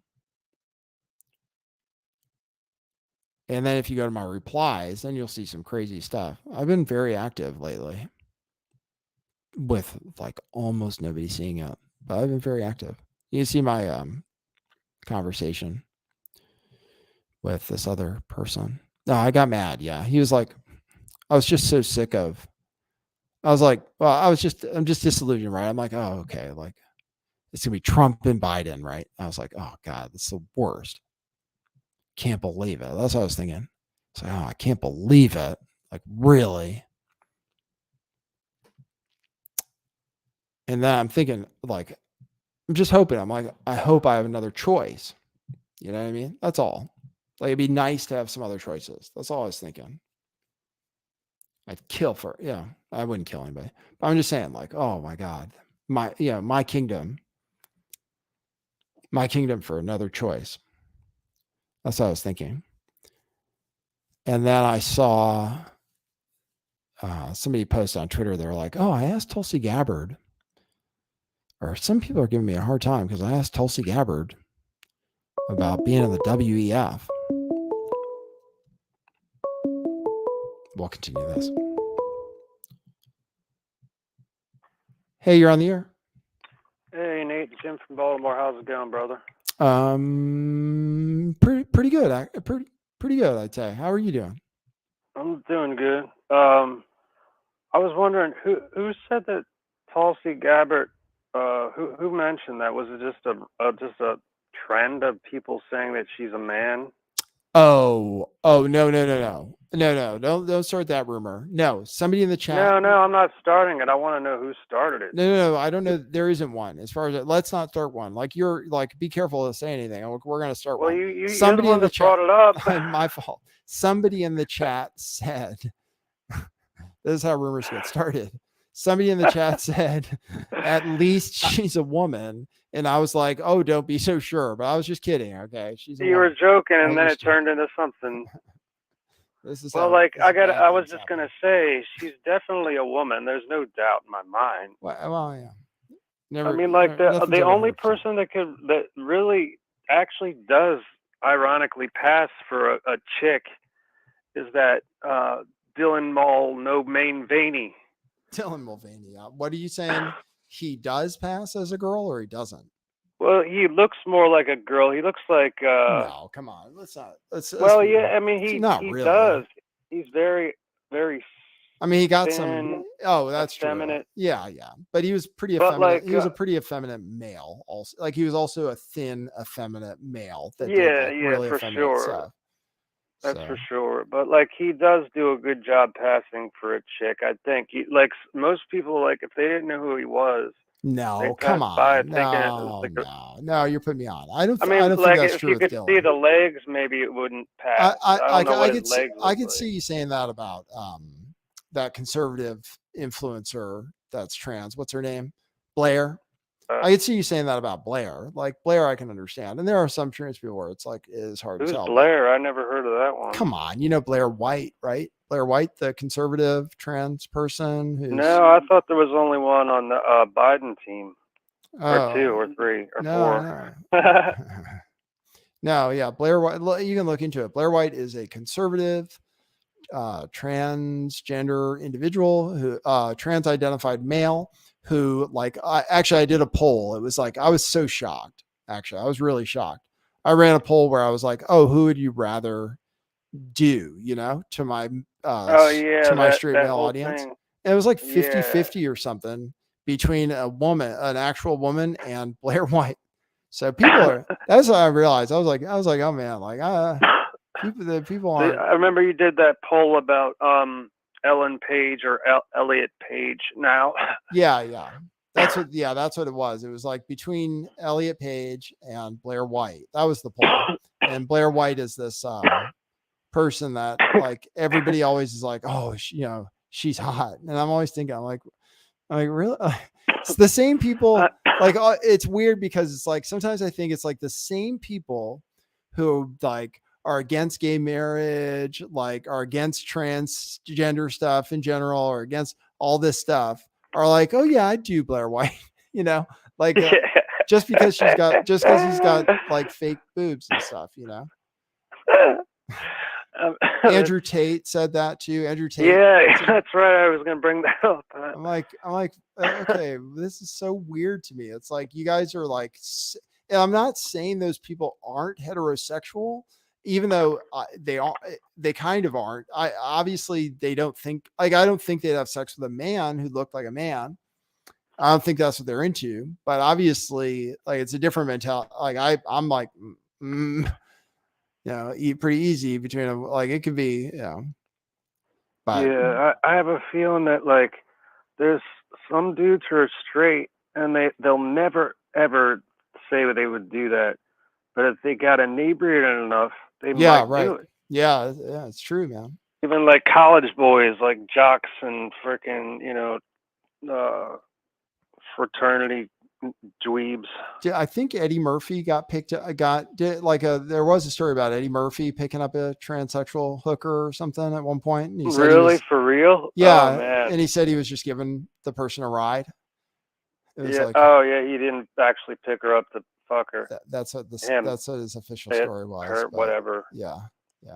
And then, Yeah. who got caught looking at tranny porn? Didn't freaking, Alex Jones get caught looking at tranny porn? Ah, that would He that would did, be right? awesome. I'm pretty sure he I mean, did. like, Like he was on his phone. So well, I mean, he might have been looking at it. I don't know how much curiosity can you get because he's probably looked at everything on every porn site you could look at. yeah, Uh, I'll look up that story to see if I'm not spreading fake news. But I'm pretty sure he did get like he was on his phone. He was showing his iPad or his phone, and oh, so that's where somebody one of saw it. the tabs. It was like one of those things. The same thing might have happened to Nick Fuentes, or it might have been a deep fake. But what happened with Alex Jones was, yeah, he was on an Apple device and he did that thing where you can see all the open tabs, and one of the tabs was open to like Pornhub tranny Oops. porn. Yeah. Oh my God, man! Like yeah, So like I swear, I was saying how fake things are with this. There's a lot of things. I mean, when it comes to, I just out of nowhere change the subject by accident. The AI, it has very good implications and potentially really bad ones. correct. Like like lots of things, it's true. Yeah, There like are everything that good and man bad has things. created, like there's so many things that could be real bad, but like I don't know how how what would outweigh the good or the bad, and I think maybe people get fucking confused and like all of a sudden everybody's uh chat GPTing and making videos of people they know that they're trying to slander, Oh like man. that. Oh, the possibilities. Like that's why I wonder how long it's going to be before they start banning it more. Because, Right? like right now, I just think to myself, I'm like, oh, I have this technology right now where I could take any voice that I have a good recording of and clone it and make it say literally anything, like even the N word, right? Yeah, you Anything, did a like good one. literally anything. Which did you do Shapiro and somebody else? Did No, you did do that you? one? No, I didn't do that one, but I can write something that's actually funny. Yeah, somebody else did that one. What did you like it? It was good. Well, it was not as funny. I didn't. I thought maybe it was yours, but I thought the one that you did. Who was it? It was the tranny freaking health uh, Oh yeah, you like that one? secretary. You like that one? That was awesome, dude. That's why I was saying you should like Rachel take that. Levine. Yeah. Yeah, take that and pair it with Trump's voice. Do that with Trump and have them having an argument, Yeah, just yeah. about something stupid, like really dumb stuff.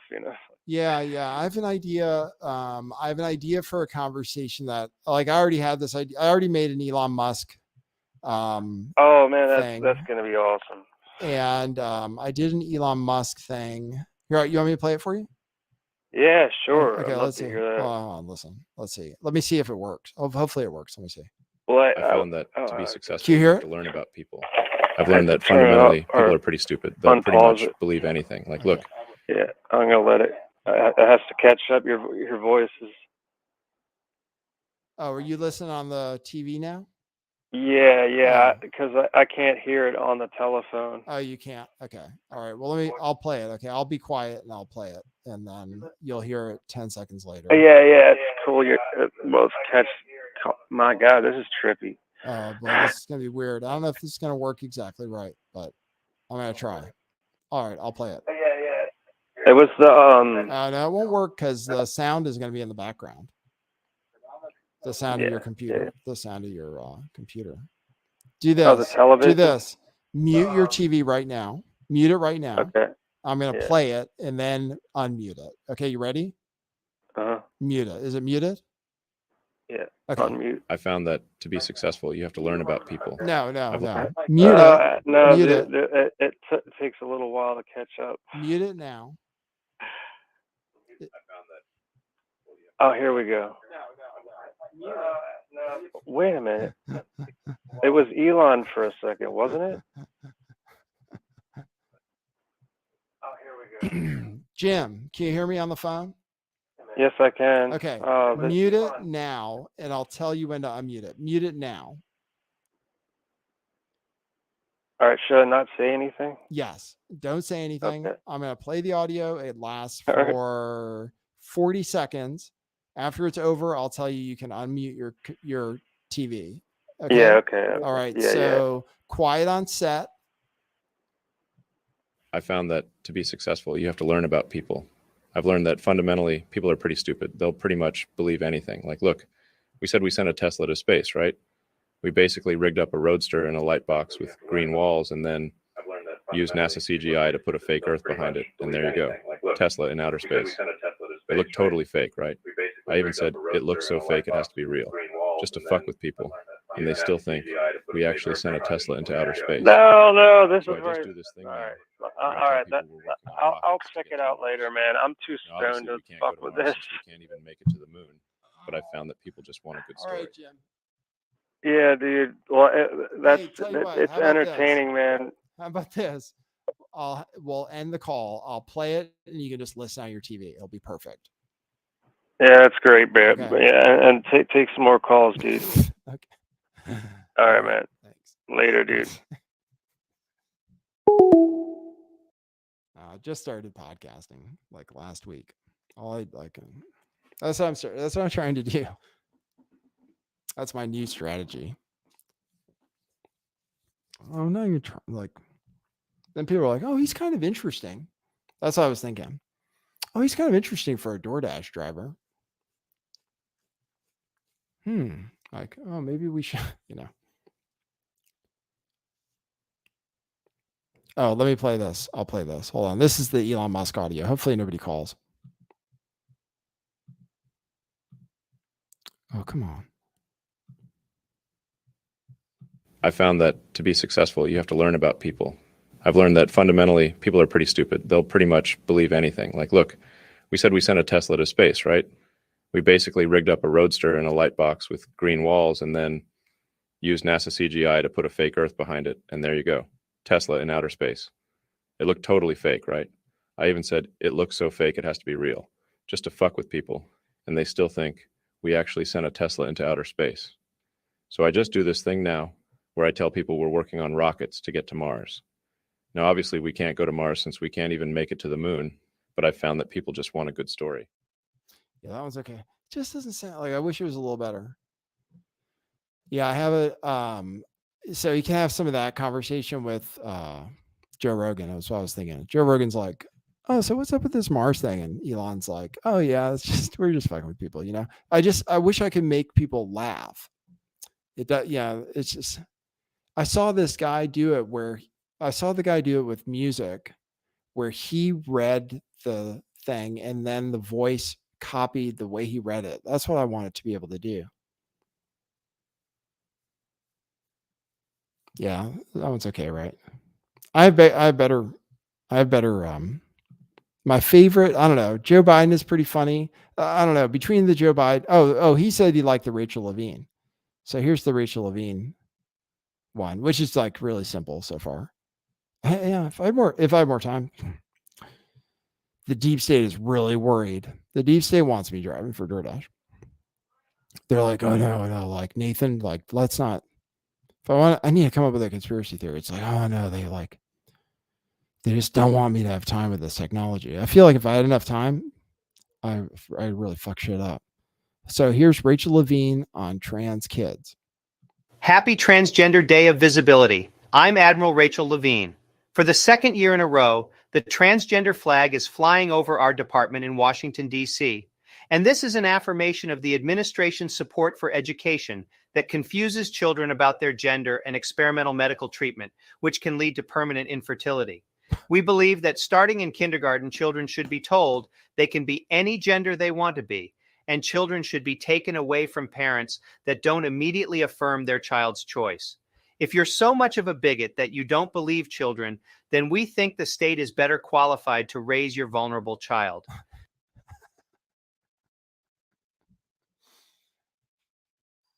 I don't know though, man. I can't. Some of the stuff I think is like so funny, man. I don't know. Something's wrong with the world. My Ron DeSantis one is so good. I just don't know why. I shared it though with people, and I just don't know what it takes. She did. She fucked up. She fucks up part of it, or he. Sorry.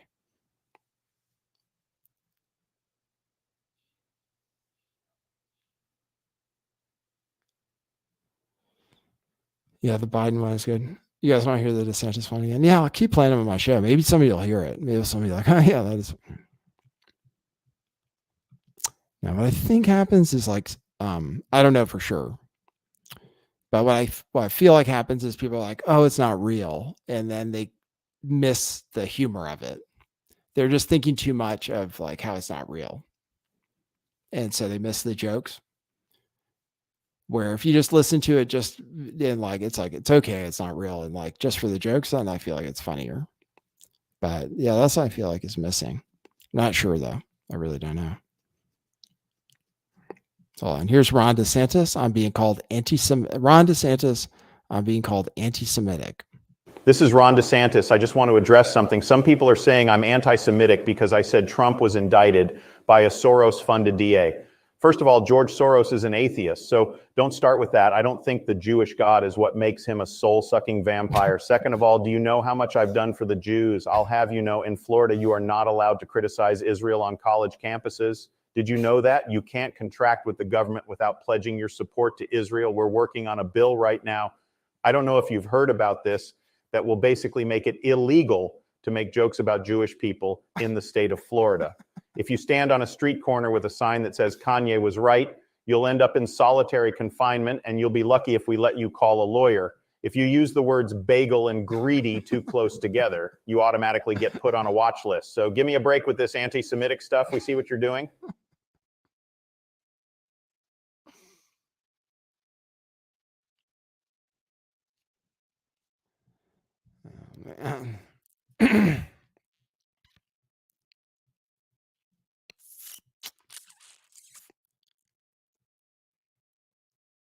That's that one. That was pretty funny.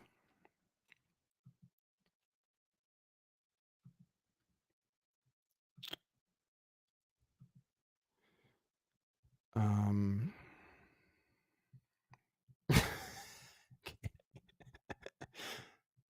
know. I was thinking about that one before I wrote it. I wrote that live. You guys can see it. It's amazing. You can see the whole creative process from start to finish.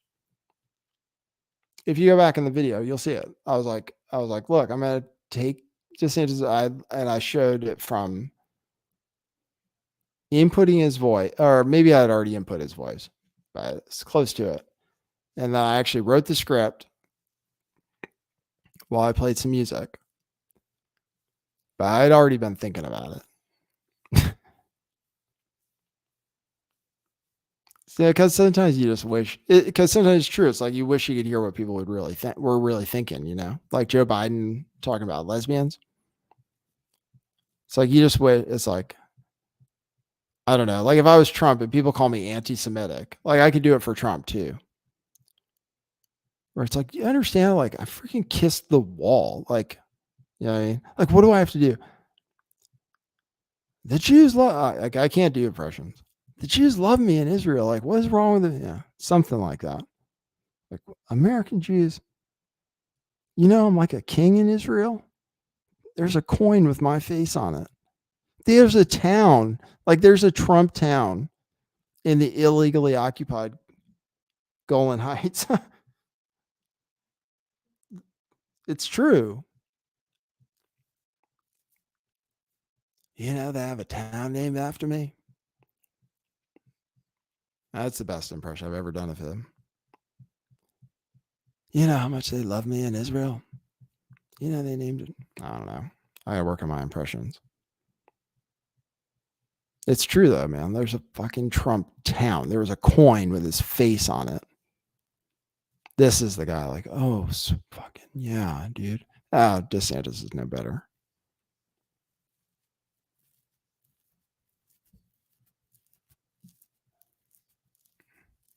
Oh, you guys like the DeSantis one? You hadn't heard that one before?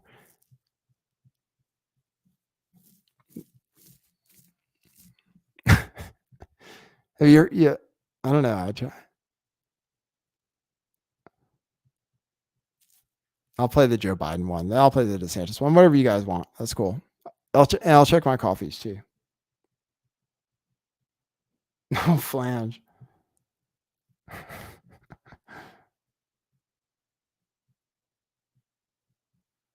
I see. All right. I got to get to my tips over on Rock then. I'll get those for you. And flange says Derek Bros legend. Yeah, I know. I'm getting into it a little bit. It's cool though. I hope everybody's cool. We're throwing some shade back and forth though.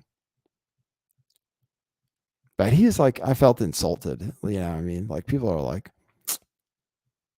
do you know what controlled opposition is? That's what he asked me. He was like, do you know what controlled opposition is? I was like, what do you like?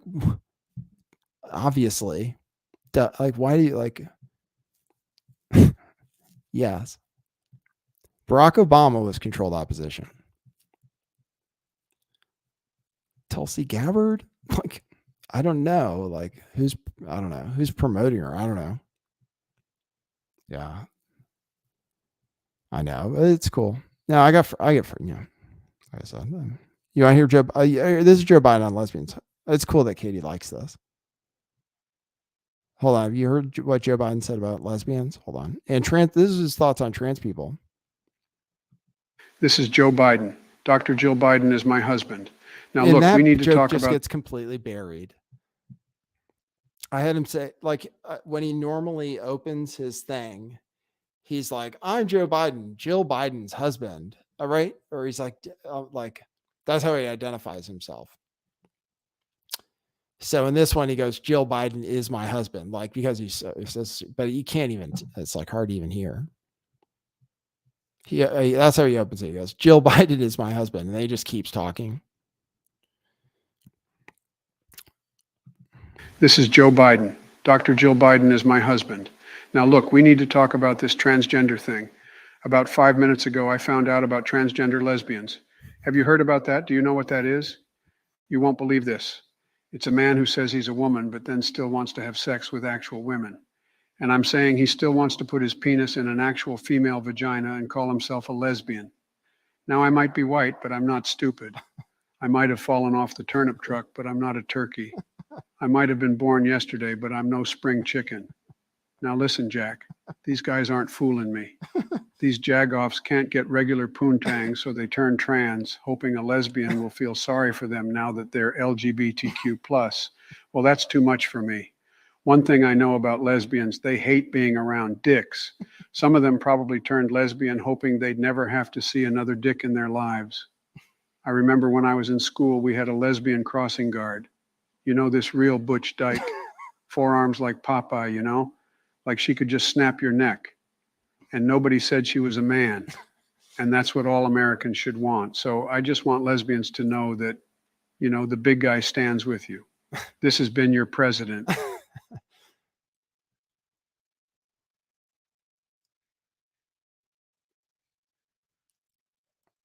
I wish it sounded a little better. At least it makes me laugh, right? At least it makes me laugh. Some of my, oh man, I make some stuff that really makes me laugh sometimes. So that's good. That's what's important. No, I just thought of it, you know. It's just you want to be able to make fun of, I don't know. Like I want to, like, some things are just so fucking ridiculous. Like, how can you not make fun of that? It's like there are men who say they're lesbians. Right. I'm sorry. Women with penises who say they're lesbians. And when they have sex, they put their penis in a vagina.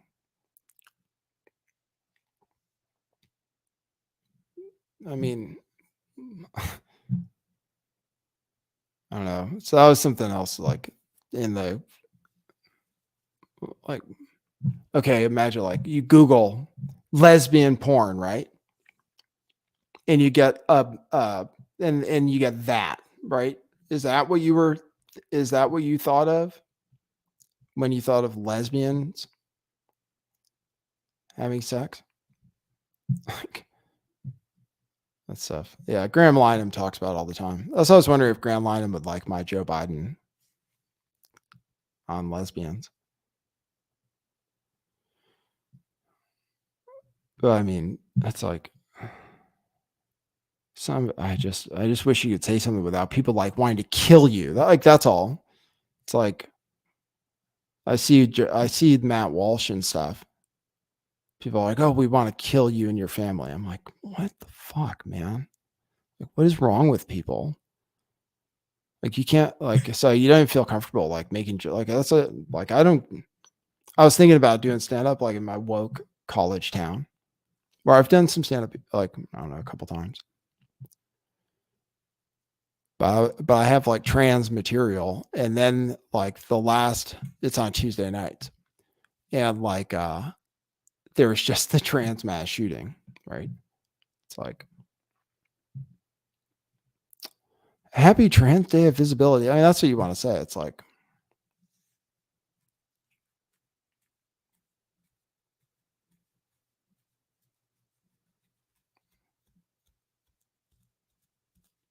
but no, seriously. I mean, which one did you guys want to hear?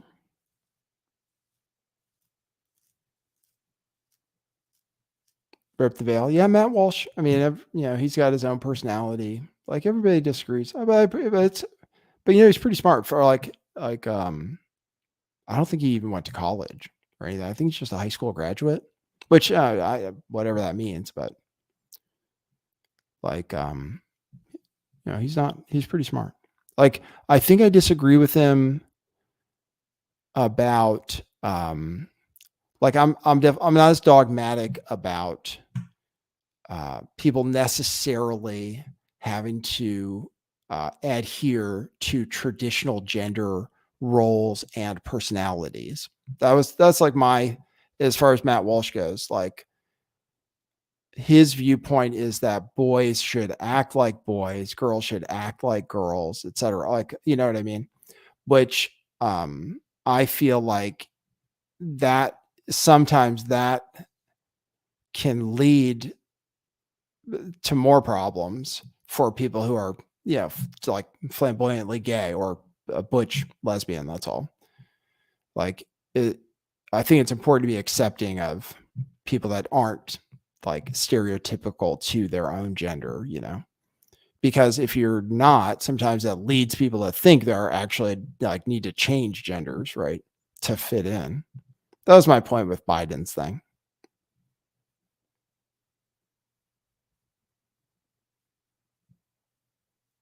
You guys all want to hear these clips. Well, you know what I'll do? I'll just post them. Follow me on Twitter. I'll tell you what, you can play them as many times as you want. In fact, if you want to somehow, whatever, somebody posted the DeSantis one on Odyssey. I mean, somebody posted it. It's just that it didn't get any traction on Twitter. So that's why I don't know exactly why. Like, I think it's hilarious and like, it's funny. It's just funny. It's funny. It's like it's funny jokes. Yeah. It doesn't sound perfect. And yeah, it's not animated or anything. And maybe it's only funny to people who like know how pro-Jewish he is. I'm not sure. But I'll tell you what, I can post the stuff in Telegram. I can post it just as audio. So I can just post all of them and you can play them whenever you want. It's cool. It's all on Twitter too.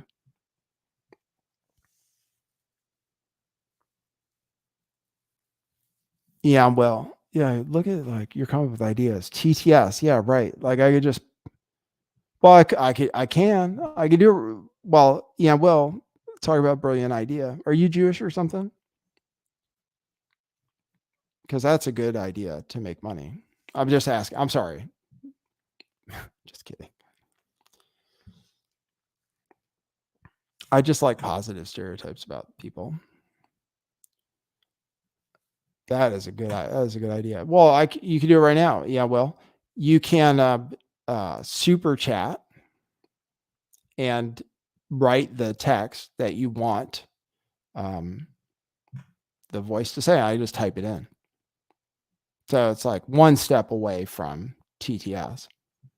So instead of it being automated, I might have to type it in. But I'm sure if I use GPT-4, it could tell me how to make a bot. It probably could. Like GPT-4, if I was like, okay, here's what like Ian Will just came up with an idea. This is how it would go. Is Ian Will just came up with an idea? Okay, so somebody wants a celebrity voice read out as a super chat or whatever. So, and then it could create it. It could create a whole new video platform, probably. I think people are already talking about that.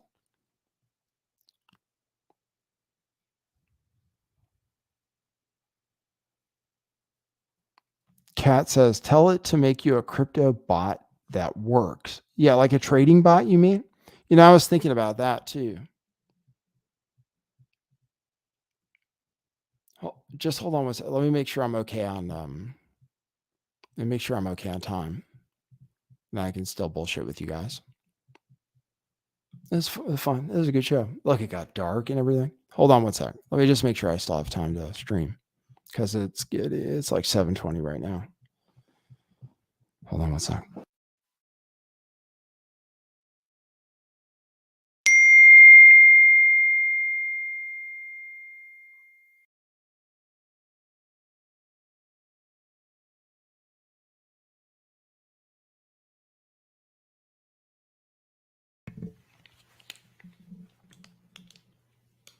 Oh yeah, and then the other thing is oh, and then the other thing is like I always have jokes about like Jewish people too.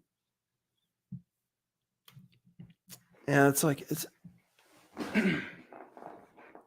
yeah, I feel like I can't tell those either. But if I was Jewish, that's what I was thinking. That's what the AI like opens up. Is like, I have jokes about Jewish people where if I was Jewish, yeah, you could say it. Yeah. But I can't, right? But people think I am. Somebody asked me the other day, oh, are you Jewish? They thought I was saying something Jewy or something. They're like, oh, are you Jewish? I was like, I wish. Man, are you kidding me? I'd probably be probably have my shit together.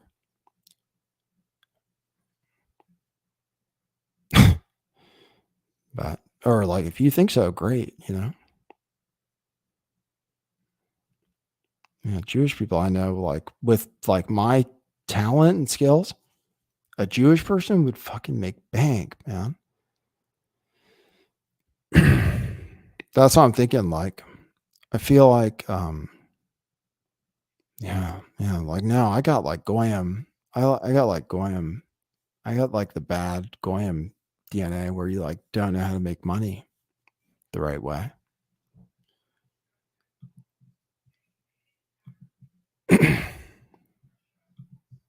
All right, hold on. But then I was thinking, oh yeah, I could write jokes for Jerry Seinfeld. Right? That'd be funny.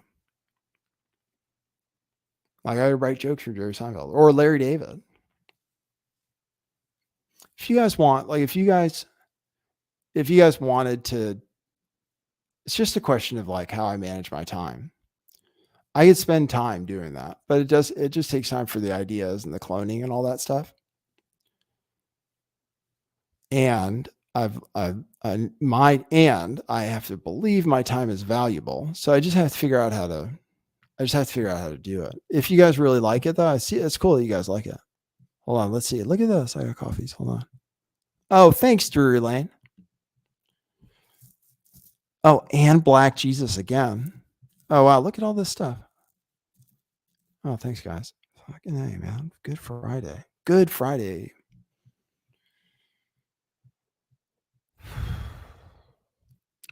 Says Rip the Veil says shows CBDC tracker map. Okay. Black Jesus says keep up the good work, Nate and Kate. Okay, thank you. Although I don't know. Somebody was offended.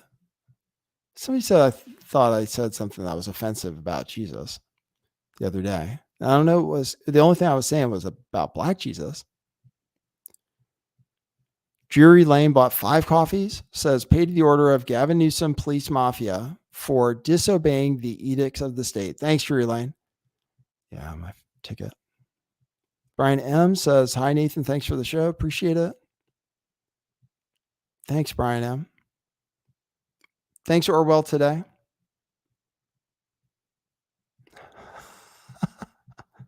Thanks, Orwell, today. Oh, man. Fucking.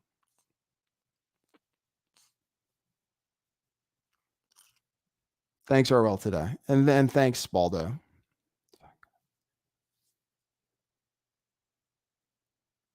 Spaldo's like reminding me of like how stupid I am. I'll read your comments, Baldo. Fucking jerk.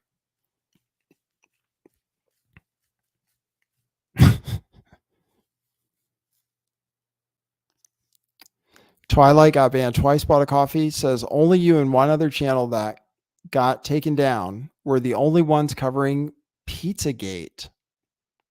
Then you had Cappy on. Now I was hooked on your show and I've been here ever since. I was using different account then. Much respect, Nat. Twilight. Hey, thanks, man. Or whatever you are.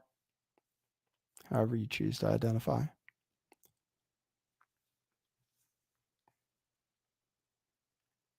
Thanks for that. I appreciate it. But other people talked about Pizzagate. Actually, back then I was like, I wasn't even I wasn't in the Pizzagate collective. Like I wasn't accepted as part of the group. I was like an outcast. Because sometimes I would say stuff was bullshit. I was like, I made videos that were like, oh, Pizzagate is a psyop, saying that some of it was. So people are like, oh, we don't like him. I made a lot of enemies. Now I just want to make friends, man. Someone bought a coffee. Thank you, someone. And then thanks Orwell today, who dropped the thing and says, keep up the great work. And then Spaldo says, remember when Nathan said he won't bring Jews up ever again in the next 108 streams, always mention them. Yeah, I know, man. I know. That's why I don't want people to take me too seriously anymore.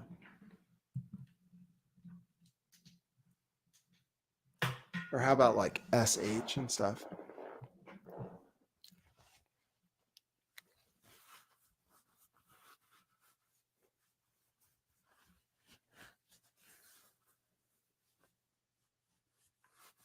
Thanks for the coffees. Oh, I have to read the. You guys, you could have called in, but I don't share the number, so only Jim knows the number. All right, let's see. I saw a few tips on Rockfin. Michelle Obama's man said, I heard a rumor that in Melbourne, Australia, they have these cameras that are mobile that are constantly taking pictures as cars go past and people at the other end looking at the pics to see if you are on your phone. Oh, shit. That's my Telegram. I got to close it. What is that? Why did I even get that notification? Like, I don't know who that is. T.me/liftthebell401. T.me/liftthebell401. If you want, like, I don't know. So I share stuff on there. Thank you, Spaldo. I appreciate it. Like, that's a really great comment. Thanks for reminding me. All right. Yeah, Hoaxworth doesn't want to call in. Everybody's like trying to get all right, I think a new study says happy National Beer Day, Nathan. I say promote unions but abolish public unions. This solves many police and education issues. Then make run on the banks. Okay, hold on. Promote. Sorry. It might be the N-word caller, so just beware. Hey, you're on the air. Huh? Hello? What? Who's this? Oh, hey, Nathan. Hey, is this Hoax Wars? Yeah. Why are you calling in on this thing? I could have given you a link I thought you didn't want to call in. Hey, why do I hear an echo? I don't know, but I can fix it. How's that? What if I was like, oh, I don't know what that is, but hold on, and it gets better? That'd be funny. I was just kidding around, man. It was just a call back to the call you had earlier. Oh, you were fucking with me? Funny. Oh, man. Yeah, sorry. That's crazy. That's good. Okay. Sorry. Yeah. Could we have like two streamers that are like more talented and more obscure than Hoax Wars and Lift the Veil? Right. Coming together it's a magical moment for sure. People have no idea. If like people what we only could knew. do. Like if we were Jewish, you and I would have like a fucking we'd have like a studio with like iPhones everywhere that's like running content in like China and India, and we'd be making memes and stuff. It would be amazing. You said you weren't going to talk about the Jews anymore. I know. Sorry. Oh, sorry. I said that. I'm just saying. I don't know. It's a positive thing. That's what I don't understand about stereotypes. Like, what if a stereotype's positive? Then is it bad? Okay. Well, yeah. Like the IQ thing. It's okay to say that Jews have high IQ or Asians, but you can't say if anyone has lower than average. Yeah. Right. Exactly. Okay. That's different than my point, but I understand.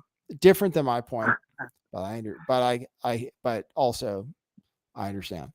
No, I was saying, like, if you say, well, even like Jews around Hollywood, for example, if you said that, yeah, what's wrong with that? You know what I mean? Hypothetically, hypothetically, it's like, oh, okay, well, wow, okay, wow, that's impressive, right? Yeah, yeah. Props, like Yeah, right. congratulations, you pulled that off. We'd all Yeah, love right. to be able to do that. Yeah, right. Right. But no, it's like if you say that. But anyway, it's obviously totally not. That's a conspiracy theory anyway. Yeah. Have you ever done a 23andMe, Nathan? No, not yet. But I'm No. willing to sacrifice the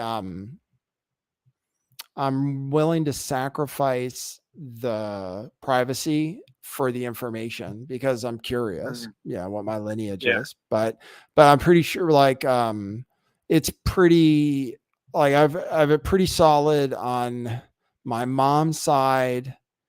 That well, first of all, I'm pretty sure it's definitely not Jewish or anything on that side. And it's like, it's people that were in America for a long time. And then on my dad's side, it's like super German, but Christians, like Catholics. So it would be cool to have a breakdown, right? Like on paper to see. yeah, it would be cool. It would be cool. And I certainly have like characteristics. Like I certainly have some characteristics of Ashkenazi Jews and stuff. So it's possible. Like it'd be interesting. I'd be like, holy shit. Like, what if I found it? Do you think then all of a sudden I'd have like Jewish privilege and like people be like, oh, wow, like that could change your life. Yeah. You'd have a cert. Like Ben Shapiro would be like, hey man, come work for Daily Wire. That would be funny, right? You get your test results back and you advertise them. All of a sudden, you get the Ben Shapiro offering you deals. I could write. No, that's a little. We're getting a little. Anyway. Or I don't know, or like like you name the person with influence who happens to be Jewish, or But anyway. But also with the 23andMe, can it tell you what diseases you're predisposition to and stuff? I don't know. I haven't looked into it. I honestly genetically. I haven't looked into it. I believe there are okay. Yes, I believe there are ways to do that. I don't know if 23andMe is about that, but there are ways to do that. But like some of those things are like for example, I think there are laws or so far against like insurance companies. Like insurance companies could do that if they wanted. They'd be like, hey man, like we're going to take a look and see what you're predisposed to and then charge you more for it. So they pass laws. I think so. I think so. Yeah. Cause otherwise they would do it, Right. It's like having like a gambling advantage. Yeah. So, but yeah, I think they made it like, I could look into it, but obviously it's something where it would, they could use it. So as technology improves and we get more and more crazy stuff like this, to tell you what diseases you're predisposed to, how far is that away from telling you when you're going to die? I think Dana White. What? Let me. I'm sorry to interrupt you. My Katie mentioned that she'd love to hear your voice. Would you like to join by a link? Just because Katie mentioned it. That's all. Go ahead. Yeah, I'll click your link. Okay, wait. Where should I? Telegram. I'll send it to you on Telegram. Is that okay or no? Yeah. Telegram's okay. Yeah. Okay, I'll send it to you. All right. All right. We're gonna get his. Yeah, he does sound better over the. Oh man, it's so loud.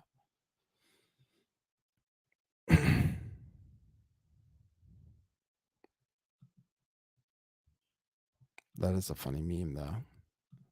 But he's like, oh, I hear an echo. Like I know what causes that. If he was hearing one, but then he was just fucking with me. But it's funny if you're like, I don't know what that is, and then all of a sudden it gets better. Does that ever happen to you? Kids do that all the time. They're like making a lot of noise. And you're like, what are you doing? And like the noise stops. They're like, nothing.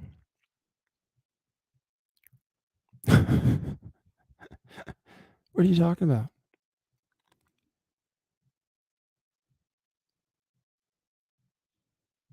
There he is.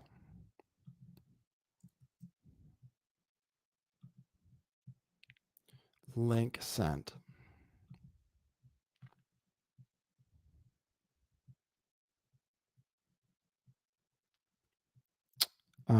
Rip the Veil's going to make outro music. Oh, that's cool. Maximize says, I'm suspicious of anything asking for my DNA. Oh, man, it's just crazy what you can do these days. Like, I was thinking, like, they have drug tests at the store, at the CVS and stuff. Like, I'm so happy they didn't have that before. Like, anybody can go to a store. You can do a hair drug test now, like from CVS. That's so scary. That'd be so scary to me. Like, they would have found, I mean, they were like, whoa, really? You know, and do everything. Yeah, technology. Hold on. Pantera says, can you show Sumi? Katie will have to bring Sumi in here. Hoax? Yeah, I know. She's just here. You wanna hold on? Okay. She's a queen. Hello. Hello, Susie. I try to take her to her eyes. She's doing good though. Like, really, what is she, 9, 10? She's 10. Oh my God. I just put some eye stuff in her eye. She's got little eye things, but she's doing great actually for 10. I mean, holy crap. Like, most Boston Terriers are all gray and stuff and looking old. She looks young.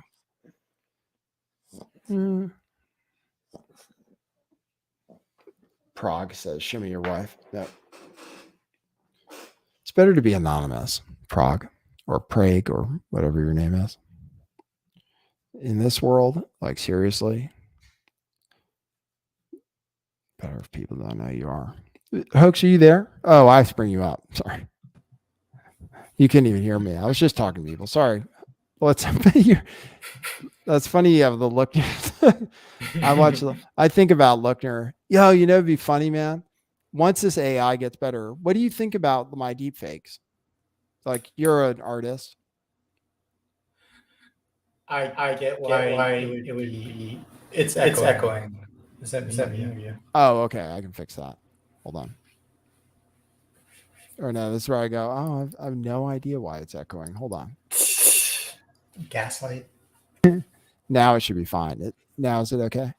Yeah. Okay. Yeah, I don't know what it was. Not sure, but now it's better. Okay, that's good. So, I get the humor. I get why it would be funny, but the AI freaks me out still, man. Maybe I'm a boomer, but I don't know if I'll ever get used to it. Yeah, okay. I have an aversion to it.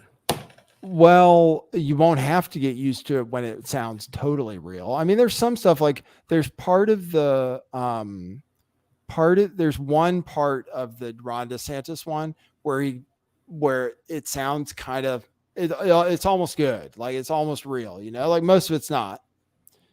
But there's part of it where I was like, oh, this could almost pass. And then I've heard like this guy using something a little more advanced than what I'm using was able to rap onto a song and then replace his voice with Kanye West's voice, but with the same cadence and stuff. And that's exactly what I need for this technology. Is I need it to just let me read it in the cadence that it's supposed to be in, and then print the voice on top of like my reading of it. That's what I wish it could do. Your script was funny. That was funny. The bagel, you came up with that? The bagels? Too close to a bagel store or whatever?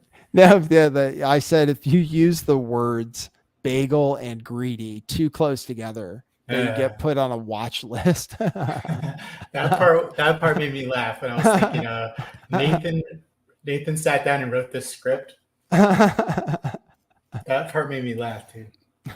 But then we get to the voice, and it's DeSantis's voice, and then I just get creeped out. I can't help it. Yeah, so far, okay, well, that's fine. It's good to have your feedback because that's the thing. It's good to have your feedback because to me, it's like, oh, over this, it's like super funny to me. But but I can tell like it hasn't gone viral yet, so I can tell like, so that's good to get your feedback. Cause I had a feeling, I was like, yeah, I just think it's like, it doesn't sound real. So like if you immediately, like probably most people immediately get like turned off because it's not quite real. And then they don't really listen to the rest. That's what I was thinking. Yeah. They can't appreciate they can't appreciate the humor of it because they're so thrown off by the fact that it doesn't sound real, That's me. That's me in that category. Yeah, that's Or what I was thinking. Not that it just doesn't sound real, that you're faking his voice at all. That part, I'm still. Oh, you don't like that? I'm that much of a. I think I'm that much of a boomer. Yeah. I don't know. Well, I feel like it liberates me creatively. You know what I mean? Like, I'm like, oh, I can have Joe Biden tell my jokes. Like, oh, that's great because I don't have to say it's something offensive. I can like make him say something offensive, Yeah. and something that he would say and think and stuff too. I think it's great. Like, I love the idea of being able to create, like be able to have people say something that I like feel like Ron DeSantis, like for example, just have them say something that like might be kind of true, but they would never say, I just like being able to do that. That's all. And then I also think like, oh, how great would it be to be able to write for Weekend Update with Norm Macdonald, and actually write for him and have him be able to, and like, that would be so cool to be able to do that to me. I'd be like, oh, I could actually write jokes. Cause sometimes, I don't know. Sometimes I just have things that I think are really funny, but I don't know. I don't have like the milieu to say it, like, and I have jokes that aren't like nothing. Like I have stuff that I think is funny that's like not about politics or the show or anything like that. It's about life that I'm not going to talk about. So I might have dirty jokes and stuff. So I don't know. I think it's cool. Like and also like what, like you could write, like, let's say you're a white person, just like I said, that I would write jokes. Like, I think I have things where if I were Jewish, they would be funny. They're not like offensive, but if you're not, people might take offense. In the same way, like, what if you could write for a black stand-up comedian and you could write racial humor? Just, that's not really, that's okay for people to say, but a white person can't say it, but it's actually really funny. So that's the thing I think when I think about the technology. And I also like, I have ideas for like fake TV commercials and I have like a whole, like, I was working on a screenplay for a little while, which would never get made. And like AI could maybe make that for me. And I wouldn't need to get like actors and all that stuff. So that's kind of, I don't know. Oh, right. And so you could have like an entire movie made for you, but you give the AI a script and it makes a movie complete with actors and all that, like a real. Yeah, exactly. Well, that's what and to us watching it on a screen, it looks as real as Shawshank Redemption. Well, that's where it'll be. I mean, it's not, you can't do it right now. It'll be a while still, but yeah, eventually. Like Bruce Willis sold his digital rights already, right? And he's not going to be acting anymore in movies. But trust me, like, there will be Bruce Willis movies that'll be pretty good in the future. So you could do AI. It right? Won't be him, You could ask the AI to create you a sequel to Fight Club starring Bruce Willis. Yeah. Okay. Yeah, right. And then I'll watch it. It'll be as real as the original Fight Club looking.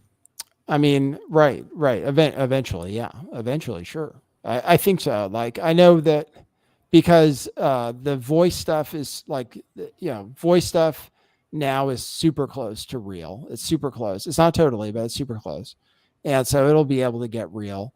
And then it's just a matter of time for video technology. But just think about it like this. Like, I always say this. I don't know if like, I'm like, look, like, literally, like, I live forever already because all this video of me and stuff, like, people will just be able to clone me and have me say whatever they want. just like and that'll be with anybody. Just so but right now, I can take your voice, a sample of your voice, put it into a cloning tool, and then and then have you say whatever I want. Eventually, that'll be for video too. Now your chat is saying that Bruce Willis was dead the whole time, and now I'm really freaked out. Well, people have conspiracy theories and stuff. That's cool. We accept conspiracy theories. Well, I've seen the Zoomers do a unique application of it. Do you know who Jaden McNeil is?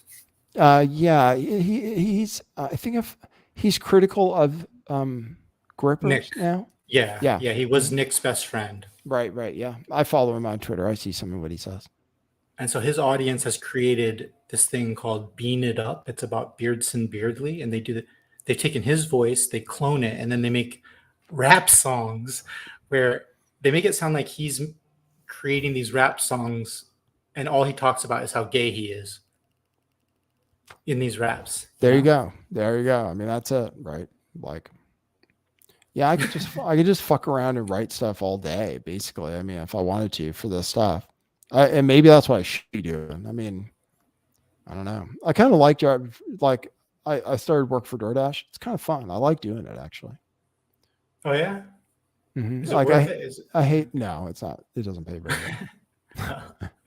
It doesn't pay very well. But I like it. Like I like, not to be offensive to my audience, but like if it paid it, like I like it almost as much. Like that's why some of my audiences, like some people are like, oh, you don't respect us, or like you act like you don't care about us or something.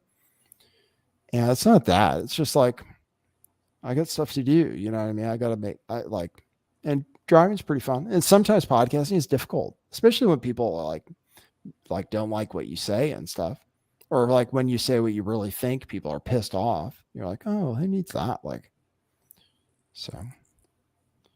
Yeah. But I like people. I'm coming around. I don't know. I'm coming around. I went through something. Like I'm a little different now. That's all. How? I feel like my tolerance, whatever my tolerance level was for bullshit is like, it's not. I don't have it as much anymore. That's what happened mostly. Oh, you're crankier. Maybe a little. Yeah, maybe a little. Sure. Maybe a little more like activated or whatever. Good. So, good. Yeah.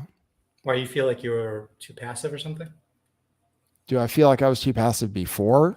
Or too tolerant? Too tolerant? I don't know, man. I was just like, I don't know. I maybe didn't like stand up for myself enough, or I didn't just like say fuck everybody enough.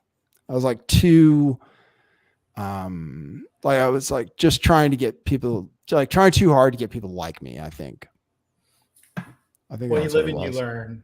Are you talking about like, and also you were on the cutting edge of something too, so you were you were streaming, you were like an early adopter of streaming, and you were also in a genre where there's a lot of crazy people, and you dealt with the whole gang stalking thing kind of way before, almost in like a different freaking era. Yes. If you had dealt with the same online attack today, it would be so different. I feel like. But in what ways? Like, what do you mean exactly? I'm not that I disagree. I'm just. Well, when people on the internet threatening to kill you, like. Right. Or the type of things they do, online gang stalking. When you have all these people, even a relatively small number of people, if they're all saying really mean things to you, it can have that's not something you're used to dealing with in nature, having a mob come after you. Yeah, I know. It's fucking crazy. So, but when you were dealing with that stuff, it was early days. And so who knew if you freaked out? I mean, who could blame you? Yeah, right. Yeah. And it was, I don't know. I had something happen to me that was pretty, like, most people don't get like catfished and stuff. I mean, that's fucking crazy. Like, that's crazy. So like I've never even heard another story like that where somebody like catfish somebody just to fuck with them. Like that's fucked up. That's so weird. And then the person's like proud of it and goes and advertises the fact they did that. Came on their Right. show and admitted to it. Right. Right. Yeah, I know, man. It's just really, really kind of, yeah, wild stuff. But yeah, it makes me feel like a lot of like there are a lot of reasons like observing fame so much and like what happens when people get successful and stuff.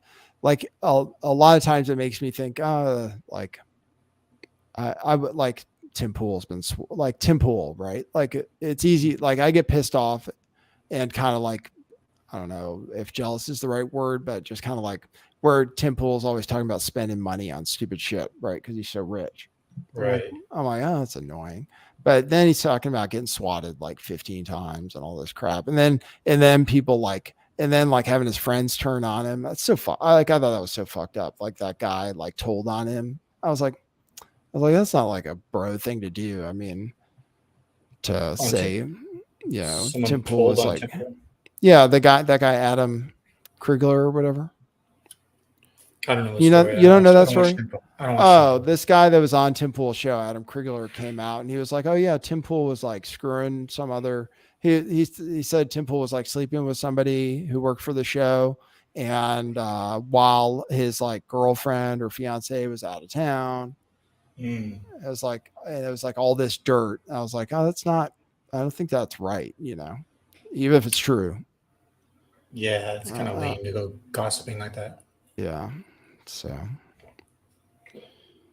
anyway, so what else is on your mind? Well, you know, Owen Benjamin says he'll go on any podcast for the next 2 weeks. I shared one of Owen Benjamin's tweets in my Discord yesterday because I was like, oh yeah, okay, I feel you on this one, OB. So I actually almost like, I definitely would never retweet him because, and also it was offensive. Maybe some people would be offended because he was like making fun of Christians. And, but in a way that I was like, oh, okay, all right. He was like, he just said, oh, if you believe a cracker is flesh, then you're in no position to say that someone with a penis isn't a woman, you know? And then he made a moon landing joke or something. I was like, oh, okay, I get your point. Yeah. Mm-hmm. Like, I also think it's weird. Like, even though Jesus is cool, there's a lot of stuff in the Bible that's really cool. I don't know what Christianity even is because everybody practices it different. But some of the stuff, like, you know, the whole thing is like, and like I'm confirmed Catholic. I was like baptized. I had first communion. I did confession. I did confirmation. But it is weird that people that they're like, oh yeah, you're gonna eat the flesh. You know, this is the body. Mm-hmm. This is the body, and this is the blood. And you're like, oh, okay, cool. That makes sense. That part. It's just weird. Well, I just think. If you think about it, it's like we're eating we're eating him. That's weird. Yeah, to me. Well, would you be interested in talking to someone about that? Like having a Catholic or Orthodox priest on? Or who you mean Owen Benjamin? Maybe not a priest, but there's a lot of YouTubers I've learned who are all about this. That's all they talk about. Jim Bob. No? Jim Bob. It's like I have like a theory about reality that has to do with like quantum physics, basically, which is just that like reality depends on the observer. That's it.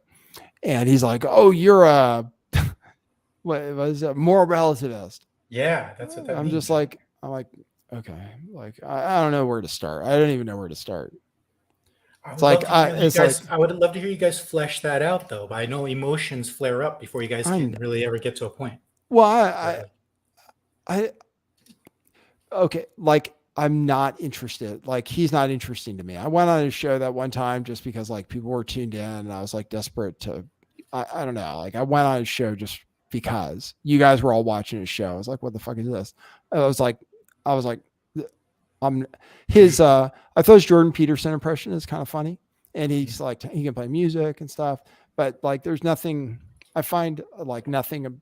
I would never tune into the show. It's like I'm totally not interested. Like you play the stuff, I'm kind of like Yeah. it was okay, but I mean it's like it's just not my thing. So I wouldn't even like there would be no point to me in debating him. I don't think.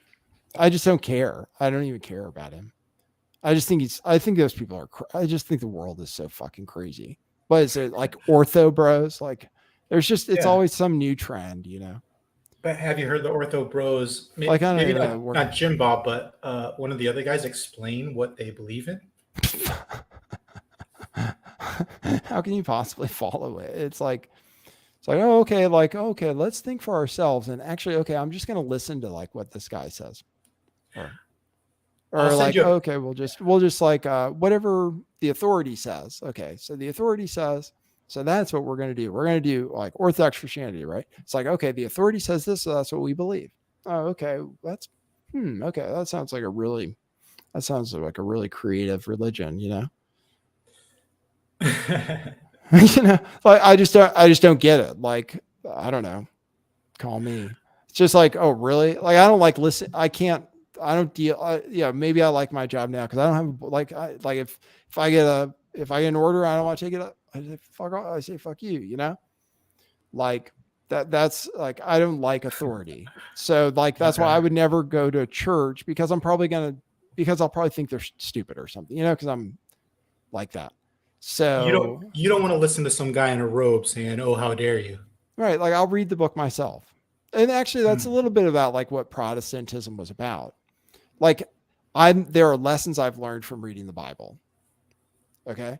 What the church says is way different than what I would focus on. Like there are lessons that Jesus talked about in the Bible that are like really like personal, like mean something to me personally that I would think people would talk about more that I've never heard anybody else even mention, you know?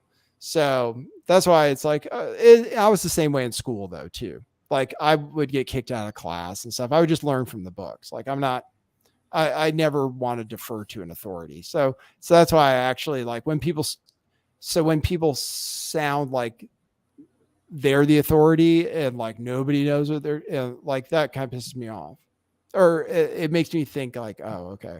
Yeah. That's all. I think, but then again, I might come across that way. That's what I realized. I was like, then again, I think I'm right and that other people are stupid. So maybe I'm just like, you know, so I try to, I don't know. I mean, I try to be balanced, but yeah. But yeah, I just, anything that defers to an authority that's not God directly, I think is, or math or something that's like real, like math, physics, or God directly, not through an intermediary, unless it's Jesus Christ or some other prophet you believe in, whatever, whether it's Buddha or, but you know what I mean? Like, I feel like I don't trust what people tell me, you know what I mean? So. Do you know that channel? Do you know that channel, The Crucible? No. Okay. Well, they do like theological debates like this all the time. Oh, really? Yeah. Would you be interested in doing something like that? Because well, how about that? Like, do you want to be my agent or something? Like, here's how I mean, honestly, like, I don't go on shows. Mm-hmm. People are like, oh, why don't you do other shows? Like, I'm waiting for somebody to ask me. Honestly, like, if people aren't interested in, like, I don't, like, that's the thing.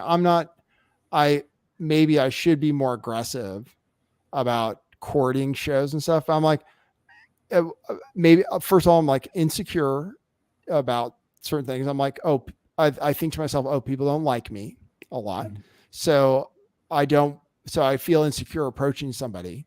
Well, I'm like, oh, they might not like me. So basically I'm like, okay, well, if somebody wants me on the show, they can ask me, but if they're not interested, you know, whatever, you know what I mean? But I'm not going to, but I don't watch many other shows and stuff anyway. I mean, yeah, me neither. So it's hard to find a good stream. You're reduced to watching Tim Pool, for God's sakes. What's that? I said you've been reduced to watching Tim Pool. That's how much Yeah. of a content drought is out there. Yeah, I don't watch that show. I'm live the same time as he is. Hold on. Eon Will says there's like breaking news. Lookner's live. Oh, look, nice. Lookner is live. So Eon Will says there's a breaking news event.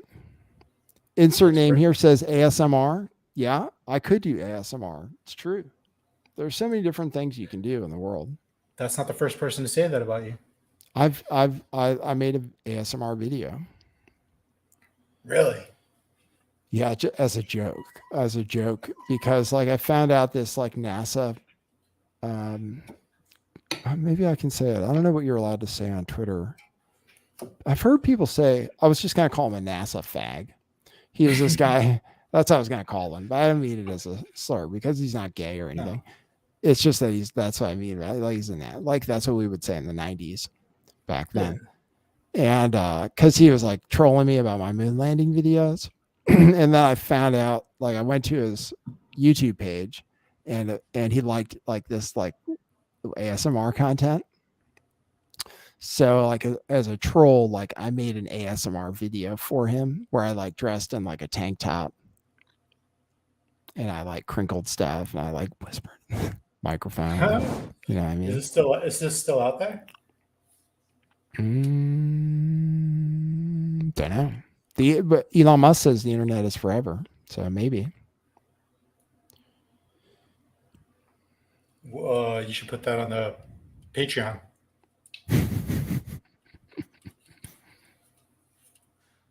Let's break into this breaking news and cover it and auto hoax it like the old days. I think I'm I don't know. I think eventually I'm gonna have to. Yeah, we can cover the breaking news. What I change this? How would I get people tuned in anyway? I mean, what happened? Like, can you explain what happened to this channel? Like, what's the deal? What do you think happened? Why do you have 15K subs and 90 watching? Yeah. Like, what's the deal? Like, things were going okay for a second. I had some videos that were doing okay. I mean, what do you think it is? Like, people don't like me or what? I think you were the victim of like a bigger censorship thing where you are caught in that, and it's almost, whenever I hear people complaining about shadow banning, I just almost like tune out. It's like, give me a break. Everyone's shadow banned. But you truly are a like textbook case of YouTube fucked you over, I shouldn't say YouTube, but their policies in reaction to certain events, Right. And you might, but over time, I hope, maybe the pendulum has swung back a little bit. I mean, you might be better off starting a brand new channel. I think this channel is stuck in a filter, in a algorithm. You think so? Like, is it? You think suppress this guy? Do you think? I mean, I don't know. Like, it's hard to know what to think. Like, I just think like it's on Twitter too. So I think I just think people aren't. I just think like people aren't interested. You don't think that's possible? Do you know Red Bar? No. Do you think it's possible that? Do you think it's possible that like you really like the show, and like some other people really like the show, and I would tune into it, and I even do listen to the show, but maybe it's like just not for everybody. Like, well, was that an illusion 5 years ago when you had 1,000 watching and 100,000 subscribers? Did we imagine that? Well, but I used to talk about conspiracy content. I used to talk about different content though. So, I mean, the show is different now. So and yes, and it's true. Like, if I wanted to make a video about something that could go viral, it would be about something super controversial, and there's like no way it could go viral. So like that's one thing. So the policies are fucked up, but also like even with this channel, it was going okay, and then like man, it just and I don't know, I don't know exactly. Like I don't know. Like I know. The problem is like, am I saying something wrong? Sorry, I What heard happened? something. No, I don't know. Was that Katie? No, I don't know. I heard something. I was like, No, you're good. so yeah, anyway, I just don't know. So anyway, I just don't know. That's all. But it doesn't matter. I mean, whatever. All right. Well, as your agent, what I would do? No, I'm kidding. I see a lot of people getting a lot of views on Rumble. Like, what Yeah, if yeah, yeah. But you I know don't. what? I think it's. I think Rumble is rigged though. Like, well, because I'm Yeah, on there. I have maybe. videos on there. I'm just not sure. Like my videos post there, but they don't get traffic. So I assume it's like, and I feel like if the algorithm worked and it was like YouTube and stuff, I would at least get some traffic on stuff. And even when I was making shorter videos that were doing well on YouTube, they didn't do anything on um, Rumble. So But what you were saying, I think, is that there's some correlation between the audience you're drawing now and what you used to talk about. But what you talk about now is not your choice. It's all one and the same. The censorship of YouTube. You're not allowed to talk about what you used to talk about, and they've got a and they're shadow banning. I think it's a compound effect. Interesting. Or so, you know, you know who Red Bar is? No, I don't know who Red Bar is. Red Bar is a comedian. He doesn't even bother to stream on YouTube anymore. He has a membership site, and then on his YouTube channel is just he does really long clips, like 30, 20 to 40-minute clips, compilations of his stuff. Oh yeah. And then it's just all designed to get people over to his website. So I don't know. Okay. Dude, Yeah. If you did a show on Rumble uncensored like the old days, and you're just saying whatever the hell you want, I would tune into that, dude. Yeah, but do you think I'm like holding back? I mean, I'm not. I don't have anything to say that's that crazy. Like I hear. I don't know. It's just to me. I'm like, I just look at Jimmy Dore and Russell Brand, and like people are like basically famous, and I'm like, I don't know if I'm that much different. Like the stuff I talk about, I don't think it's that fucking crazy. So I don't know. So the difference between what you used to talk about and what you talk about now, I was chalking up to like, you censor yourself because you want to be allowed on YouTube, but you're saying it's something internal. You're maturing, or what? Well, yeah, like my content's different. You know what I mean? Like it's not as conspiratorial and stuff, and so like, yeah. So I wonder if that's part of it. So I think a lot of people are in the same boat as you, man. It's like it's been a journey from Pizzagate to now. yeah, I mean, I know people. You know what I mean? Like I know people that when I see like the people I follow on Twitter, the people I interact with are often people that are really like low that also don't get much interaction. And some of the people I think are the smartest people have the least interaction, so maybe that's just the way it is. Like, so but yeah, like it's different, it's different content. And anyway, no big deal. maybe I shouldn't even dwell on it. I don't know. Maybe I shouldn't even be talking about it. Let's see. So anyway, yeah. Anyway, that's cool. But you know what your problem is, Nathan? yes. You care What is too. it? You care too much. Oh, that's what Top Feet Coco says. What do you? What? That's so weird to think. Spaldo says you have self-censored without even noticing. Well, I don't know, man. I really don't. Yeah, I don't know. Yeah, sorry if it's like annoying to talk. I don't mean to be annoying talking about it. So I'm not trying to just talk about shit that's annoying. We want to do stuff that's entertaining. So personally, if the chat thinks it's like annoying, just let me know. I'm not trying to annoy people. Yeah, let's see what chat says. Personally, I don't find it annoying. I find this the most compelling part of your show when you talk about what you're going through. It's like It's a behind the scenes documentary almost. Okay. Well, It's a show and a documentary series behind the scenes all at the same time. That's kind of what I've always liked about it. Remember on Twitch, the Twitch days where you would do yeah. you would stream your show preparation. That was Yeah. my Yeah. favorite, dude. I love that. Yeah. I was thinking about doing, because, um, which is do like, I could do that like a meme lab, and then I would just play music or something, because that's what I'm doing all day. I'm like listening to music. I have ideas. I'm tweeting stuff and whatever, making memes and thinking about deep fake audios and stuff. Like I could just stream doing that and play music and stuff. But if I wanted to play music, I'd have to. I'm a rock fan, and also I might make material that's too offensive for YouTube. I'm not sure. But then I was like, oh well, like I don't know. I also have to like, do something to make some money and stuff. So I don't know if that's like really viable. So as like a thing to do to entertain people, but I could do it.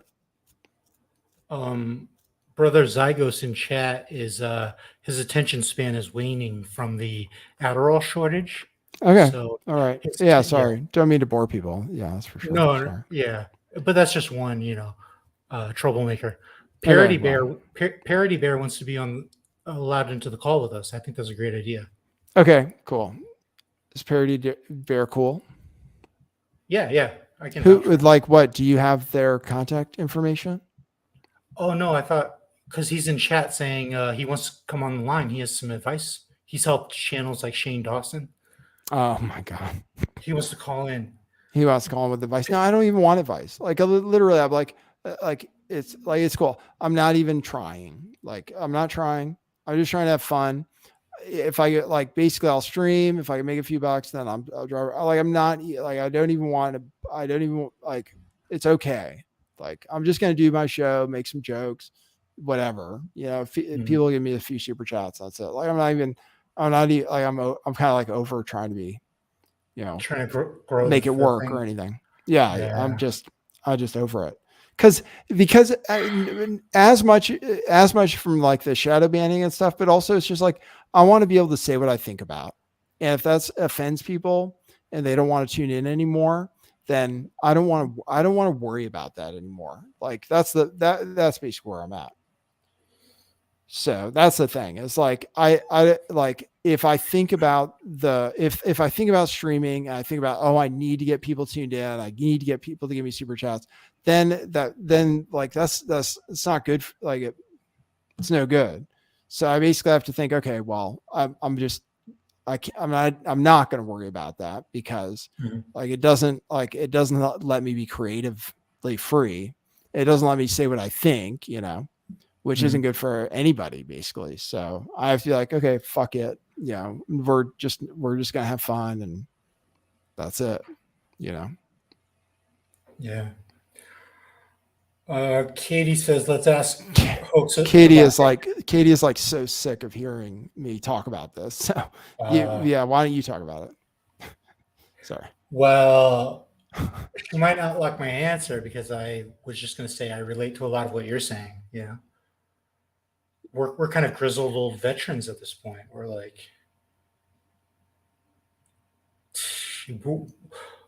we're trying to stream, provide this audience a valuable experience, and we have to look at the Tim Pools of the world bragging about the money they spent on shit that they didn't need, and I got this. I know. I see stuff. I don't know. I see like I don't know. Yeah, I see some stuff. I'm just like, give me a break. Like that guy Steve Kirsch, the vaccine conspiracy theorist guy. He's like, oh, I offered somebody $100,000 to take off their mask. I'm like, oh, really? That's like the best thing you had to do with it. How much? You know what I mean? He was like, oh, I offered the lady who sat next to me on the plane $100,000 to take off her mask, and she wouldn't do it. I was like, oh, okay. I was like, oh, okay. That's the best thing you can do with $100,000, really? Like, okay. Well, that's like old Fauci tube, like YouTube prank days type of content. Yeah, right. Yeah. But anyway.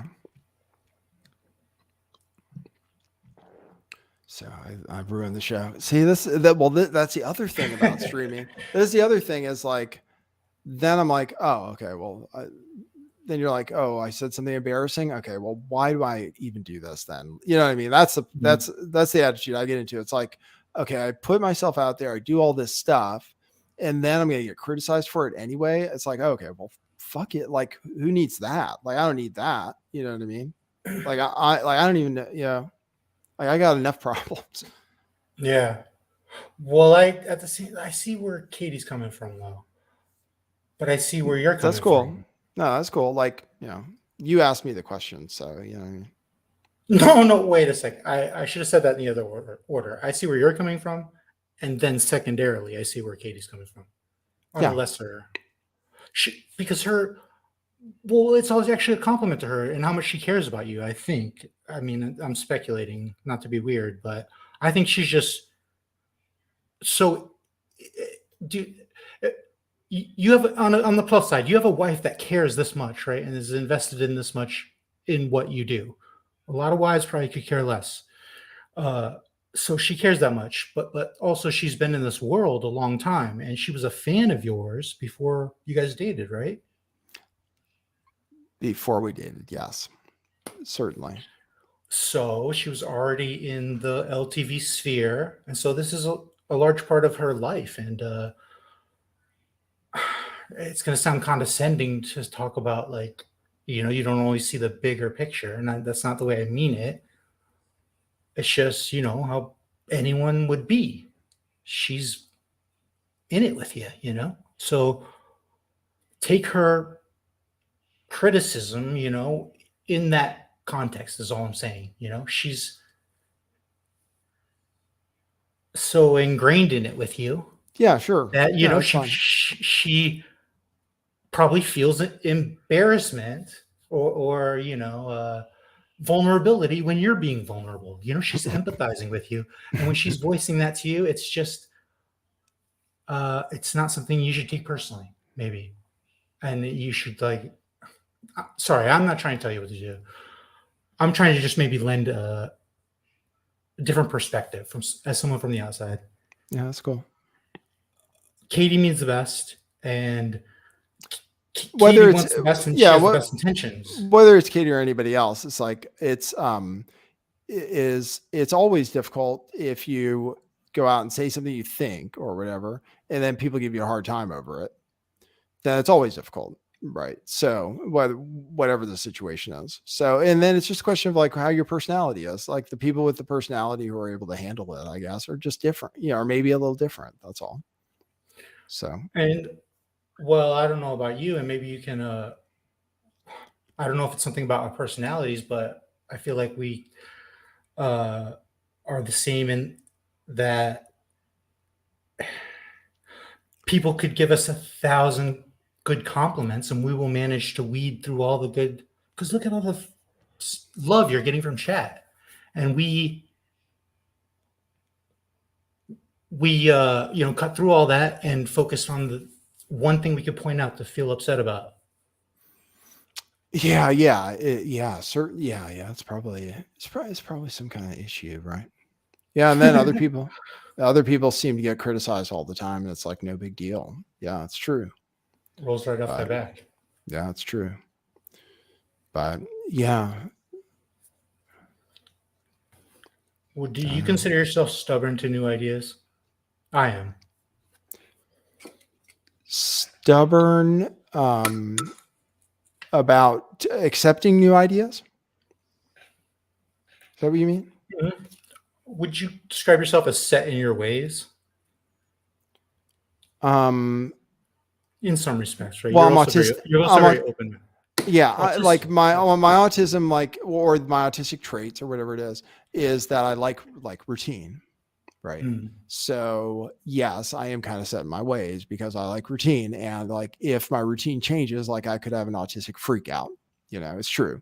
I try to compensate for that and be more like what do you call it, spontaneous and stuff like that. But I have to it's not my nature.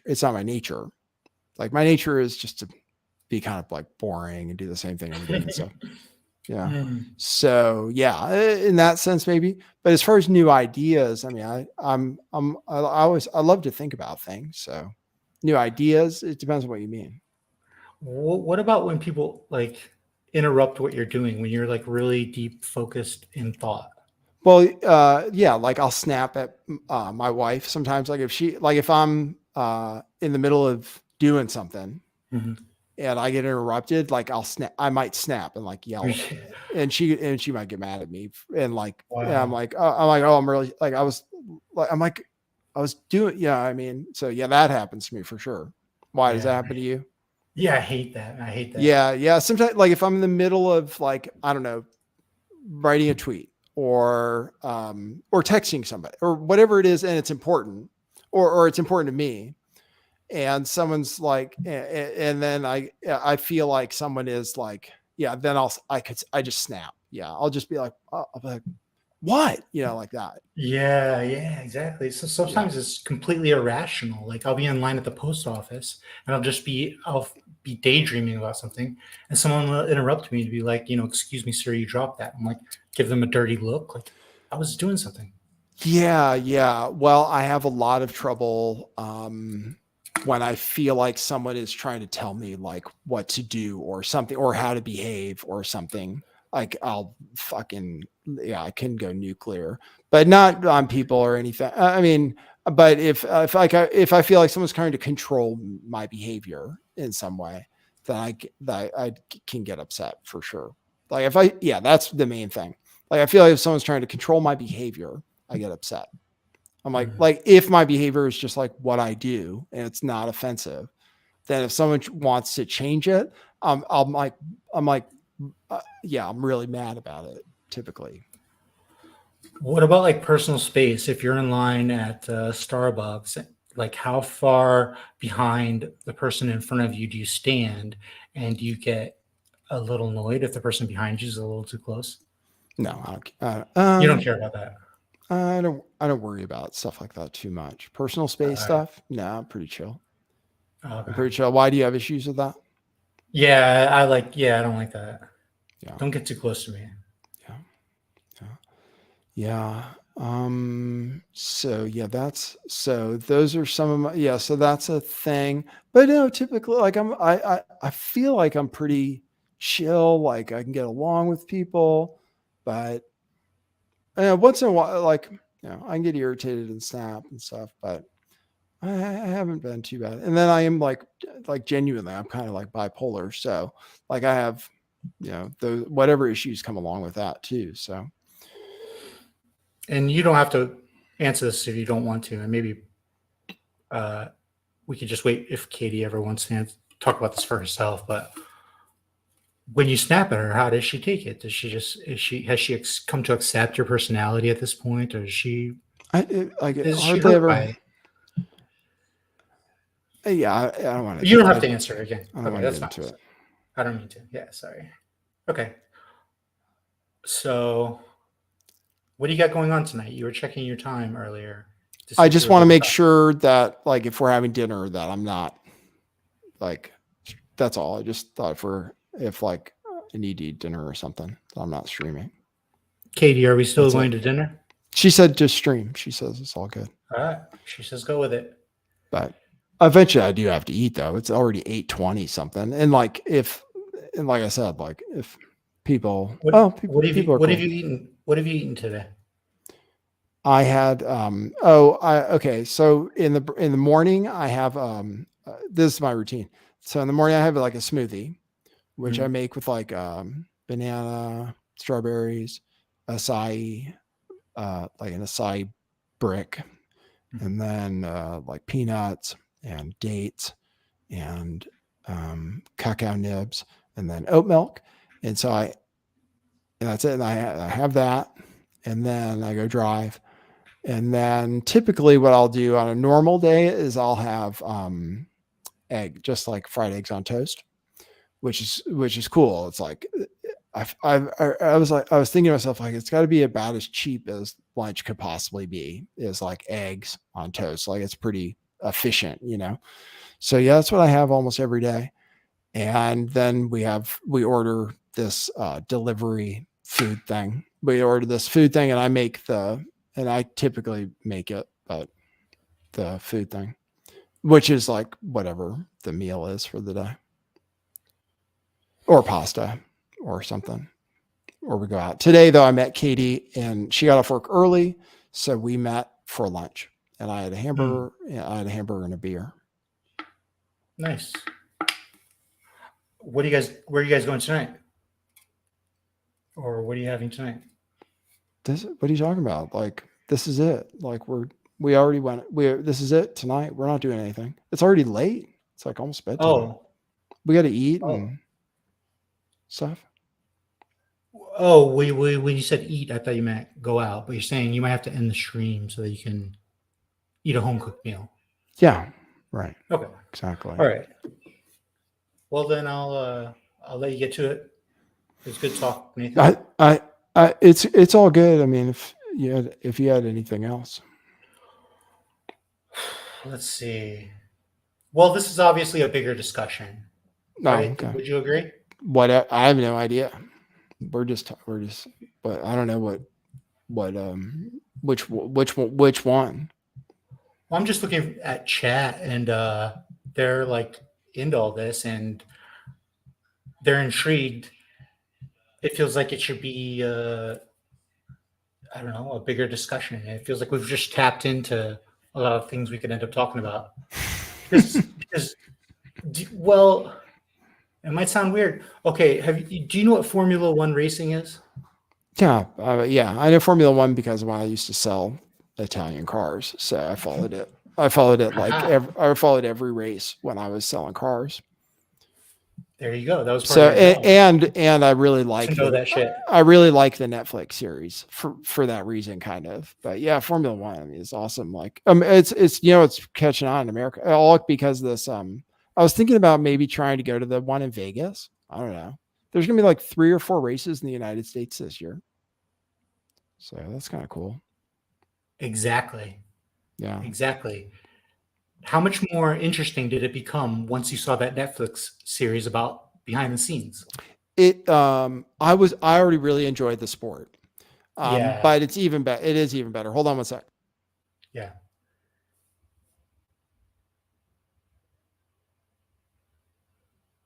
Why would he tell me to hold on? He should tell me to, like, hey, entertain the audience. I'm going to be muted. Instead, he says, hold on. How's chat doing? TFC Jedi 18. Good to see you. Good to see you. I'm about to hit the bubbler full of. You're always talking about drugs, TFC. TFC, because of you, TFC joined my stream on StreamYard and decided to hit the bong on camera. And then, hey, what's up, LTV? Hey, what's up? Oh, how did you know I came back? Oh, because I stopped talking. You put the headphones back on. Oh, yeah. Okay. I can hear you. Yeah. Okay. I got it. Makes sense. You put the headphones on, and then there was like a little noise. There was like a click. Oh, yeah. And then your hand went towards something. Yeah. Hold on. I'm seeing what Parody says. Parody Bear says, I used to like Nathan's old content.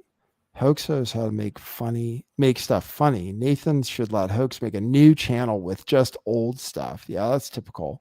Parody Bear. Yeah, I know. It's funny to hear that. It's like people are like, I wish you would, that's what people tell me. I wish you would do videos. Maybe there's something to be learned from Parody Bear, because Parody Bear, from what I know about him, he only cares about stuff that's funny. And the shows, I feel like it's really valuable to people, man. Nobody's funny anymore. I feel like the funny is much improved. I feel like there's going to be more funny because I've been making the deep fakes and memes and stuff. I feel like the funny is better. So right now I'm focused mostly on the funny. So, but you also agree that, part of the reason you're so attracted to AI is because it can help you facilitate ideas you have in your head, and you don't have a staff or in-house editor and designer to. Yeah, exactly. Like I have ideas. See, like I have ideas. I have ideas that are kind of mainstream, so they're not really so they're not necessarily for the audience that listens to my show. So jokes that would be good, that would be targeted towards a mainstream audience, even though they're probably too edgy, but they're not targeted. So you know what I mean? Like if you're going to make, so it's just a difference. Like if you're going to make trans jokes, for example, like, they would probably be kind of mild. Yeah. It's different if you're making them for people who are already red pilled versus people who are, like don't know what's going on and stuff. So that's the thing is like, so, and yeah, I don't. And, so yeah, I'm hoping to, I'll create some stuff. Just have to figure out, I got to figure out when and how to, I just got to figure out when.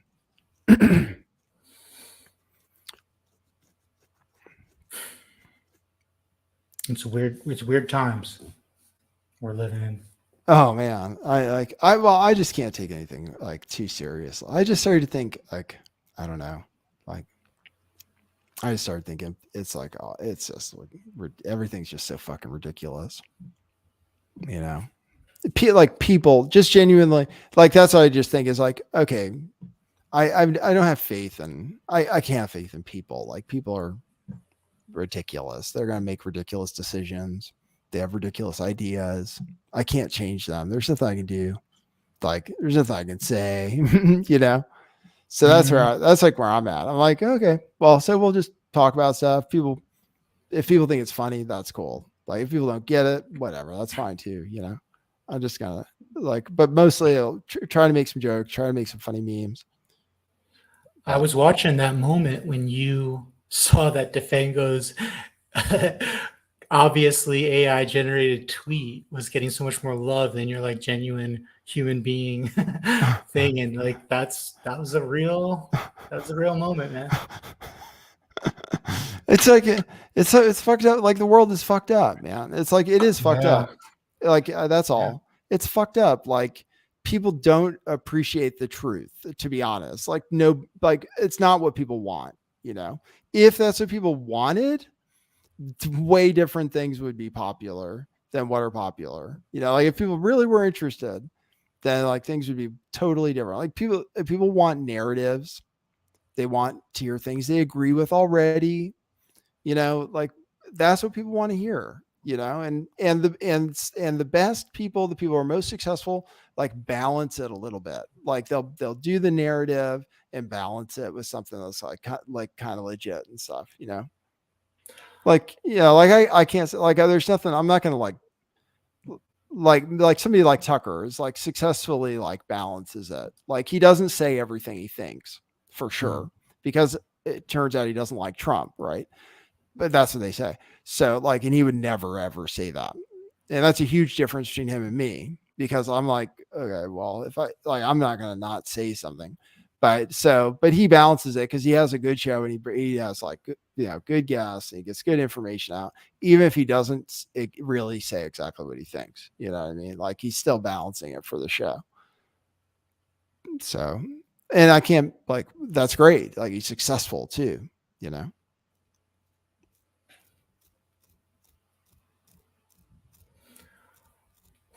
So we're always told that, you know, society is just going to infinitely progress until we're like those humans in that movie Wall-E, right? And we're just like fat things on a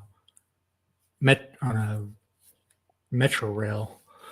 Yeah. Well, a lot of but I would support if the community splintered off from the rest of humanity and said, I'm going to end technological advancement in 2023, and that's all we're going to believe in for the rest of life. And they were like, enough of, do you get what I'm saying? If we would just end technological advancement right here, is that what you're saying? Not the entirety of society, but if like a cult splintered off from the rest of humanity and said, hey, we're going to be like the Amish, you know? Oh yeah. So you're like Ted Kaczynski, right? Wait, is that what he believed in? Yeah, Ted Kaczynski. Yeah, I mean it's kind of like Fight Club. It's a little like Fight Club. Pipe bombs with nails in them. Yeah. Yeah. But his manifesto was like, oh yeah, we're, this technological society is really bad for us. We need to like live more like cavemen, basically, or yeah, that's what basically he said. Wow, You gotta go I back to didn't realize nature and that. stuff. I got to look Mhm. more into this guy. Yeah, you gotta just read his manifesto. I mean, it's kind of long and stuff, but yeah, just read his manifesto. Did you It's pretty find it to interesting. be influential?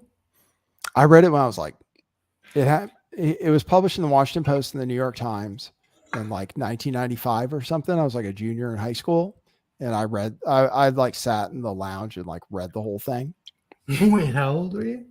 I was like 16 or something. So you sat in the lounge with your feet propped up. And you kicked back and read the. Yeah, because we the used to get environment. we would get the Washington Post at the school and stuff. So yeah, I was like, oh, okay, I'll look into this, Yeah. So I've always been. I love manifestos, man. Manifestos are great. I wrote like a stupid manifesto in college. People thought it was funny. I said like goofy stuff in it, just goofy stuff. It was like weird stuff. I don't even know. Like I don't even know what I was talking about. It might have just people thought it was funny. The things. I don't know why, but You have a yeah, copy of this, right? manifestos are funny. No, man, give me a break. Come on, you got a copy of this somewhere. Give me a break, man. It's not on your old live journal. Oh man, if you found it, yeah, you might be able to find some stuff. Like I did some I like started a blog with what was Google's blogging thing called? It was like Blogger or something. I think you might find that. Like I wrote some stuff that was kind of deep, like at the time in like 2000 and I don't know. I think it was when I got off drugs. Well, I mean, off those drugs. I took other drugs later, but when I got off opioids and benzos, and I was like, then I started writing some stuff. Yeah, I wrote some stuff about like the Buddha boy. Like I was really interested. I've always been interested in stuff that was like that people don't believe and that I kind of think is possible. Like I wrote some stuff about these like Indians who like don't eat or drink water or anything for like weeks or years. Like this one guy, they took this one guy and put him in a hospital. This guy was like this old skinny ass Indian dude apparently like lives in a cave and like meditates all the time, doesn't eat or drink or anything. He to get sustenance, he stares at the sun and he says like something creates like a sugar drip in the back of his throat, and that's how he gets sustenance. Anyway, they put him in a hospital room to monitor him for like 17 days, right? And made sure he didn't like eat, drink or anything, and he was fine. They said like his bladder would like empty and fill up without him using ever going to the bathroom and stuff. I looked into stuff like that. He's like a breatharian. So yeah, I mean something like that, right? I mean, in India, like that's accepted. Like the way people think in India, that's normal. That they're like, oh yeah, that happens, and like people levitate and stuff. They're like, oh yeah, sure. Because I was going to ask you about the 23andMe earlier, about like figuring out what diseases you're prone to. Like at what point is it just like figuring out what they figured out and they could tell you when you're going to die? And at one point are you interfering with God's plan? Yeah, right. Sure, I guess. So these breatharian people, I mean, the line where what we think of as interfering with God's plan probably differs a lot from these people who only get sustenance from the sun or whatever. Yeah. People have different ideas about. Is that what your point is? Yeah. It's like a spectrum, a balance you have to find between interfering with God's plan and, becoming a tranny or becoming trans, and, those breatharian people probably think that eating things that haven't fallen to the ground naturally. That's interfering with God's plan. You pluck an apple from a tree before letting it hit the ground naturally. That kind of thing, you know. Right. Yeah. So it's a spectrum. Yeah, man. People have all kinds. People believe all kinds of crazy. People believe all kinds of different things, and it works. People have different. I mean, Steve Jobs, like he either just ate carrots or he might have just eaten apple. I think he was like a fruitarian for a while. I think it was like he just ate apples or something, and that's why it's called that one. One of the reasons they're called apple is because in Sunnyvale, where like near where I used to live in the Bay Area, it used to be like apple orchards, and he used to go pick. He would like eat apples from the apple orchard and stuff. But anyway, yeah, he was a weird dude. He would do weird shit.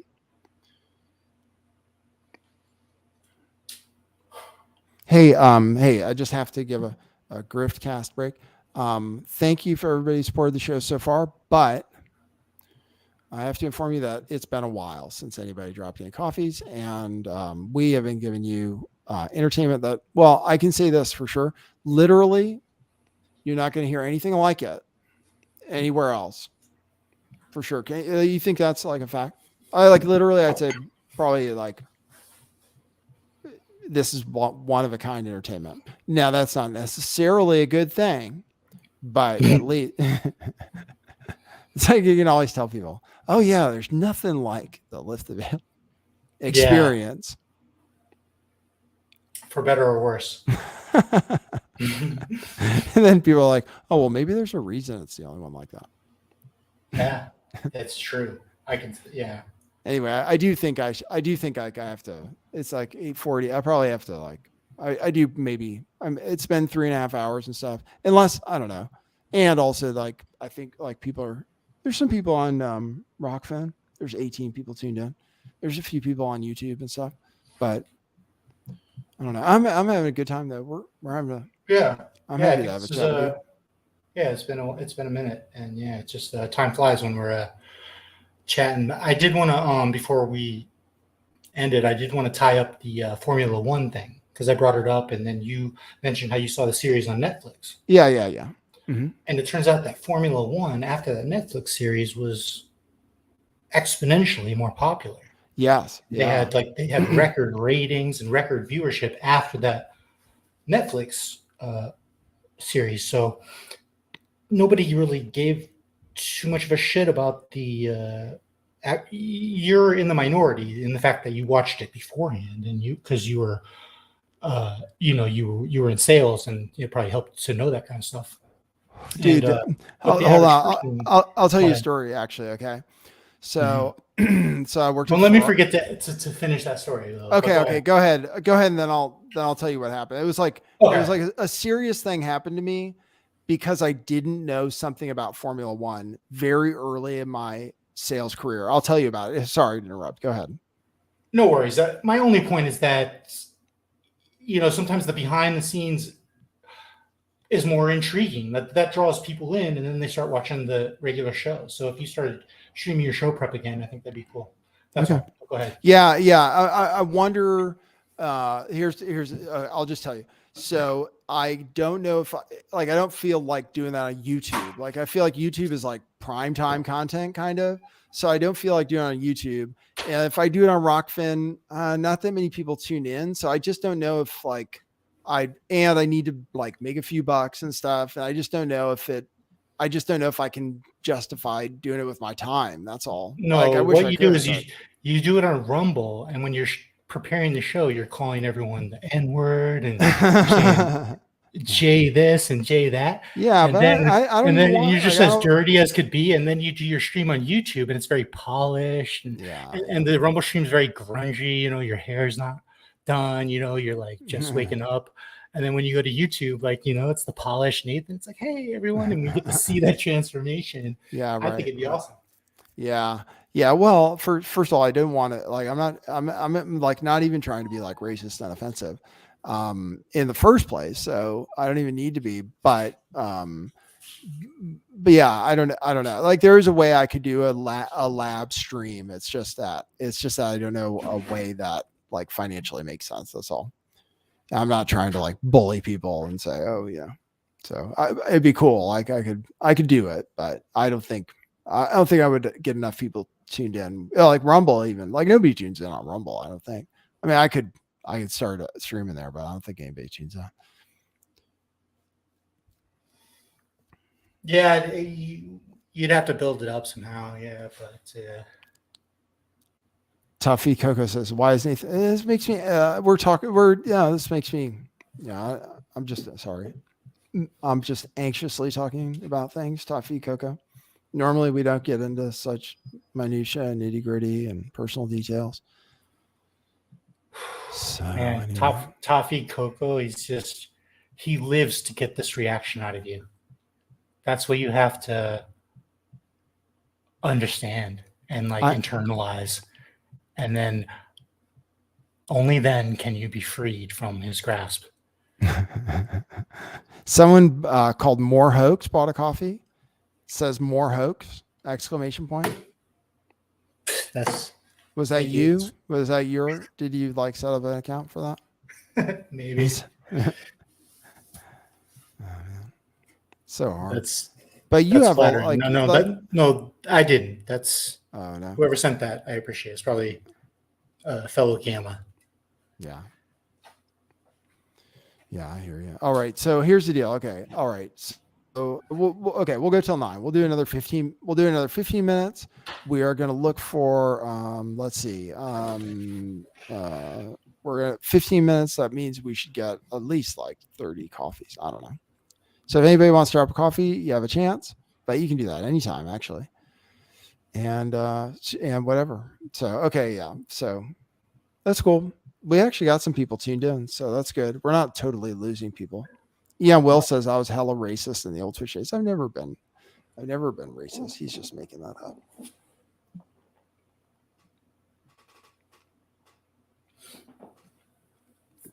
So yeah, Owen Benjamin, we agreed with him for once. Yeah, I was listening to that fight between him and Jim Bob, and I was like, oh, I kind of basically agree with Owen. Kind of. Wow. Really? I mean, in the sense that, I don't know. So, some stuff. Well, the thing, if I got into some of the things I think about religion could be extremely offensive to people who are believers. And even Jelena was getting offended by something. I don't even know what it was. Black Jesus or something. I was showing Black Jesus because this people kept saying this guy was Black Jesus. So I made Mid-Journey draw me a Black Jesus. I'm not sure if that's why she thought so. But then other people think it's offensive because I don't I think something that's sacrilegious basically or heretical. I actually have heretical, genuinely heretical beliefs. If back in the day, if I said what I thought, they'd kill me for sure. It's crazy, right? But it's totally true. I think Jesus survived the crucifixion and lived, right? And went off to India. If I said that back in the day, they would just kill me for sure. I'd be dead. Oh. So at least we live in a time when you can say shit like that. Back in the day, we should maybe qualify that because otherwise it makes it seem like all Christians are just savages. Back in the day, you're talking about Charlemagne or what? Yeah. I'm trying to think of when Christians would get burned at the stake. I mean, you're not talking about Christian being burned at the stake. You're talking about Christian heresy being burned at the stake. By Christians. Yeah. Yeah. All right, so go ahead. Yeah. Right. If you said, yeah, right. If you said something that was against the common theology or whatever, they'd kill you. So yeah, I have thoughts like that, but it's cool. It's you can say that stuff and Christians don't get that upset, but I could see why they would. JJ Hempcrete says religion is dumb. And this might sound like a dumb question, but JJ, do you consider yourself a Christian? Because I see a lot of people doing that. They're like, yeah, I'm a Christian, but I don't like religion. It's what? What do you mean? Yeah. Well, I can relate. I can definitely relate. I do think it. Yeah, that's another thing. I would love. because it is funny to make fun of like all kinds of different people, and there are ways to make fun of Christians and stuff, and that people would be offended by. And I've offended Christians. Like Christians got offended because I had on a girl on the show who channeled, who is like a medium who like channels spirits and stuff. They're like, oh no, don't do that. It's all demons and all this. I was like, oh, I don't believe that, but people are like, oh no, seriously. So people get offended by stuff. Well, you would never say like, I'm a believer in Allah. I just don't really like, or like I follow Muhammad's teachings, but I'm not really a Muslim. Yeah, I don't know. I'm a Muhammadite, but I don't like religion. It's like either you're signing up to be a part of the team or you're not. Yeah, I don't know. I mean, so that's one of the weird things to me, I guess, about Christianity is like Jesus, from what I read, right? Like what Jesus said, which is in red print in the Bible, like you can see what Jesus supposedly said. He said, it's like the fifth, like wherever the Lord's Prayer is, Jesus is like, okay, here's what you do. You go to your room, you close the door, you pray. And this is what you say, our Father who art in heaven. Like that's what he said. He's like, he also said, don't show off your religion in public, basically, like that's wrong. They're like, don't show how religious you are in public, like, because that's not what it's about. And also, if you give to charity, Jesus said, do it privately. You're not looking for people to like you, because of how pious you are or how charitable you are. You do it because it's the right thing to do, right? And that's it. But Christians, a lot of times, they don't, like they want to show people, So that's the thing. Like I get offended, but people are like, oh, you need to be more religious or something. I get offended because I'm like, you don't even know. Like, I just don't talk about what I believe in. You know what I mean? But people just make assumptions, especially Christians. They'll make assumptions. They'll be like, oh yeah, you don't. Like, how do you know? Like, I feel like probably most Christians haven't read the Bible ever. So I'm already one step up on almost every, you know what I mean? And it used to be the Christian church, like they didn't want you to read the Bible. That was the whole thing about it. They were like, oh no, like when they printed the Bible in different languages, that was like the end of the world. They were like, no, we can't have people reading it. Like we tell them what it means. That was like the Protestant Revolution was like, they were like, oh no, we think people should read from the Bible, and like the Bible should be available in German in Germany and English in England and stuff like that. And the Catholic Church was like, oh, like that's fucking crazy. Like you can't let the people read this thing, but people still don't. I think I probably know the Bible. Like I've read the Bible a few times and not even every book, but I probably know it better than most Christians, So that's what I mean. It's like, what does it mean? Like, what does it mean to be Christian? And I've internalized a lot of the teachings. Like I've internalized them. Like I use it in my life, but I don't even want to identify as Christian because there's so many, there's so many annoying Christians. Like I don't want to be associated with the annoying ones, because some of them are like fucking, televangelists and grifters and Nathan, part of your show part of the appeal of your show for me from the beginning was that you questioned everything, even if I didn't always agree with you. You offered a different perspective. It's kind of, and so as a person growing up in the same time frame as you did, it was right before the internet came along, before this free flow of information where you could debunk a hoax in 10 seconds on Twitter. Mm-hmm. Before that was the case, like that's an entirely different reality. And people that grew up in that era, and we had to undergo that switch, what feels like almost overnight. I don't know. I just feel like that question everything mentality, you have to reconcile that. And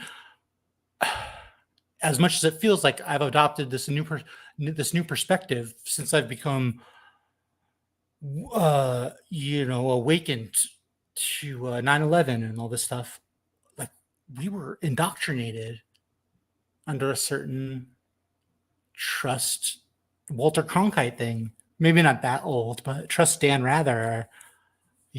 What the mainstream media said was Right. sacred. I know, right? It's like, I know. I think I understand a little bit about what you're saying. Yeah, go I ahead. think I understand. What do you mean exactly? Well, that transition, dude, from before the Lift the Veil show, what show did you watch that would even dare to venture into the idea that blank that blank tragedy might be a hoax, and there might be, a lot of times the first time people ever heard this phrase crisis actor was from your show, No, well, I mean, I certainly like. I learned it from like PK Truth and Russian Vids and Silver J Red Silver J. Like those are my like. So I knew. So I was watching other people. Like I was inspired by Red Silver J. Like I was like, oh, Red Silver J. Like I'd like to make, like, he's funny. It's like cool, So Well, like, I'm just using that to represent like another way of thinking. Like open your mind. Like this could all be fake. Who knows? right. Use right. discernment. Don't always just trust what mainstream is saying. Yeah, right. So that's where I was at, right? So that's how I started out.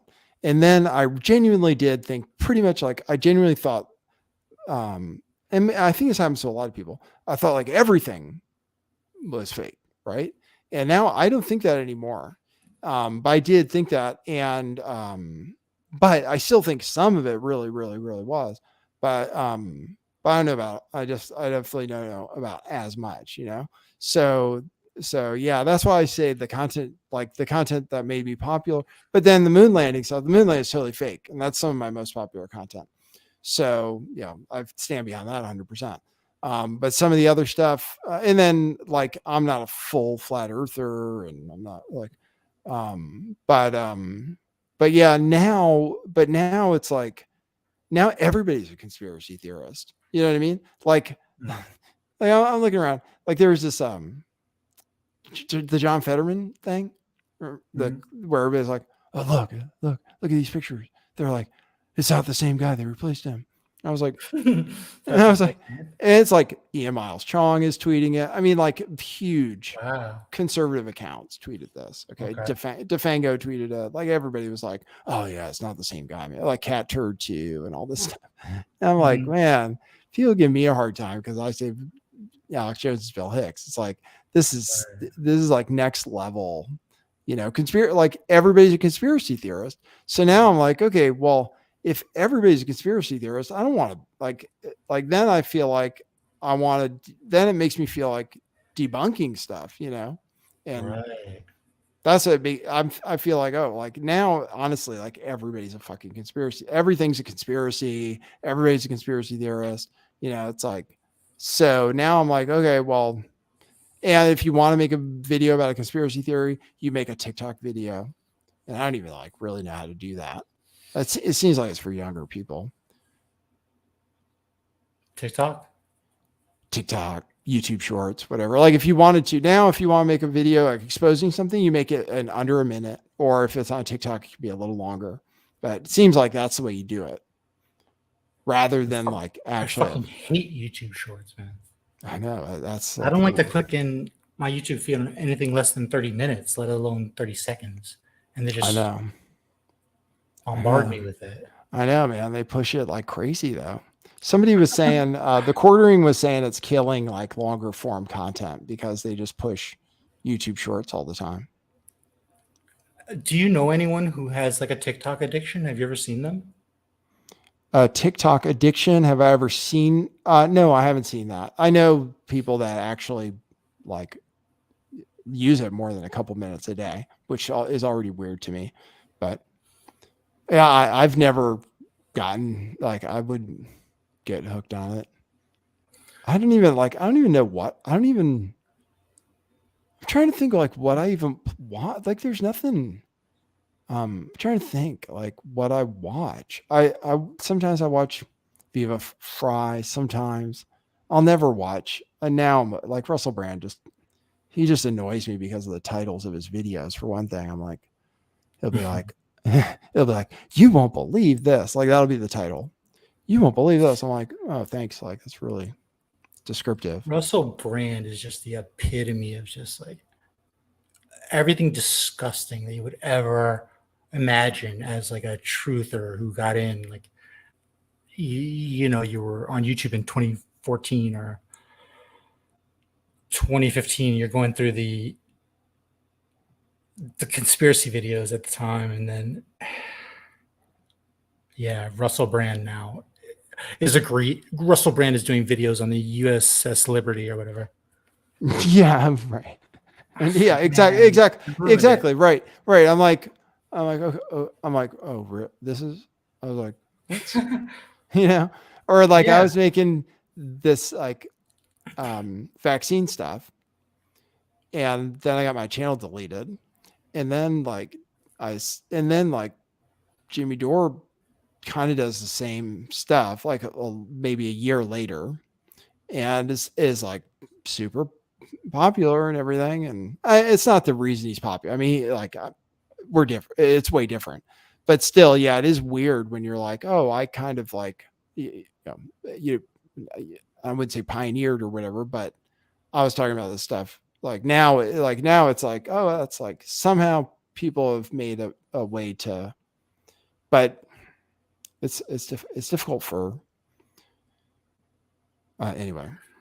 The nostalgia of being a conspiracy theorist or something like that has worn off. What's next? Something. Oh yeah, and there's something, and then there's like what Salty Cracker, right? Which I don't even watch, but yeah, he's like some kind of conspiracy guy, right? Yeah, and he manages to stay on YouTube with hundreds of thousands of subs. One of the guys that people are suspicious of because he's right. Yeah, interesting. Hey man, I tell you what. Thanks everybody for tuning in. Thanks for the tips over on Rockfin. Thanks. I don't think there are any more tips on Buy Me a Coffee. We can wrap. Why don't you start streaming, and then I'll have something to eat or something, and then I can maybe join you and we can talk more. But I gotta wrap this up. Good talking to you, Nathan. Hopefully talk to you soon. Yeah, thanks for. Yeah, it's good talking to you. Maybe we'll talk more. Like you do your show and then we'll figure it out. All right. Okay. See you later. Thanks, man. See you.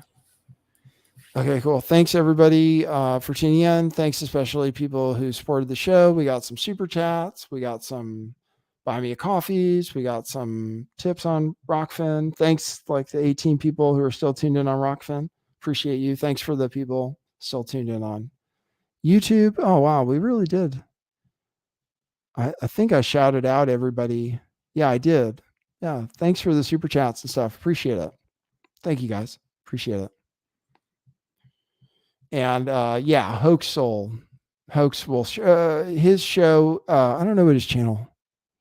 Maybe he can type it into the chat, or somebody can type in how to get to his channel. What is it called? Hoax Wars Live or something? I think if you type in Hoax Wars Live or something, it comes up. And that's it. Cool. All right. Thanks everybody. Follow me on Telegram, t.me/liftthebell411. I saw somebody said they signed up for a crypto consultation. That's super cool. Appreciate that. Thanks, Hoax Wars. Oh, that's his channel right there. Exactly. So Hoax Wars just dropped a super sticker. His channel looks like it's called Hoax Wars. And I'm not sure if he's streaming on YouTube or DLive. I'm not sure. But if he's doing YouTube, that's his YouTube channel. Spaldo says Nathan did too. hey man, it's only because it's because you're here. I'm like I don't know, like I said, like I'm a little more energized, So I feel like, so that's okay. That's good, right? I'm more energized. I'm like more whatever. So I appreciate you, Spaldo. Appreciate the support. And that's it. Okay. That's everything. We will see you at the next one. For now, that is what it is.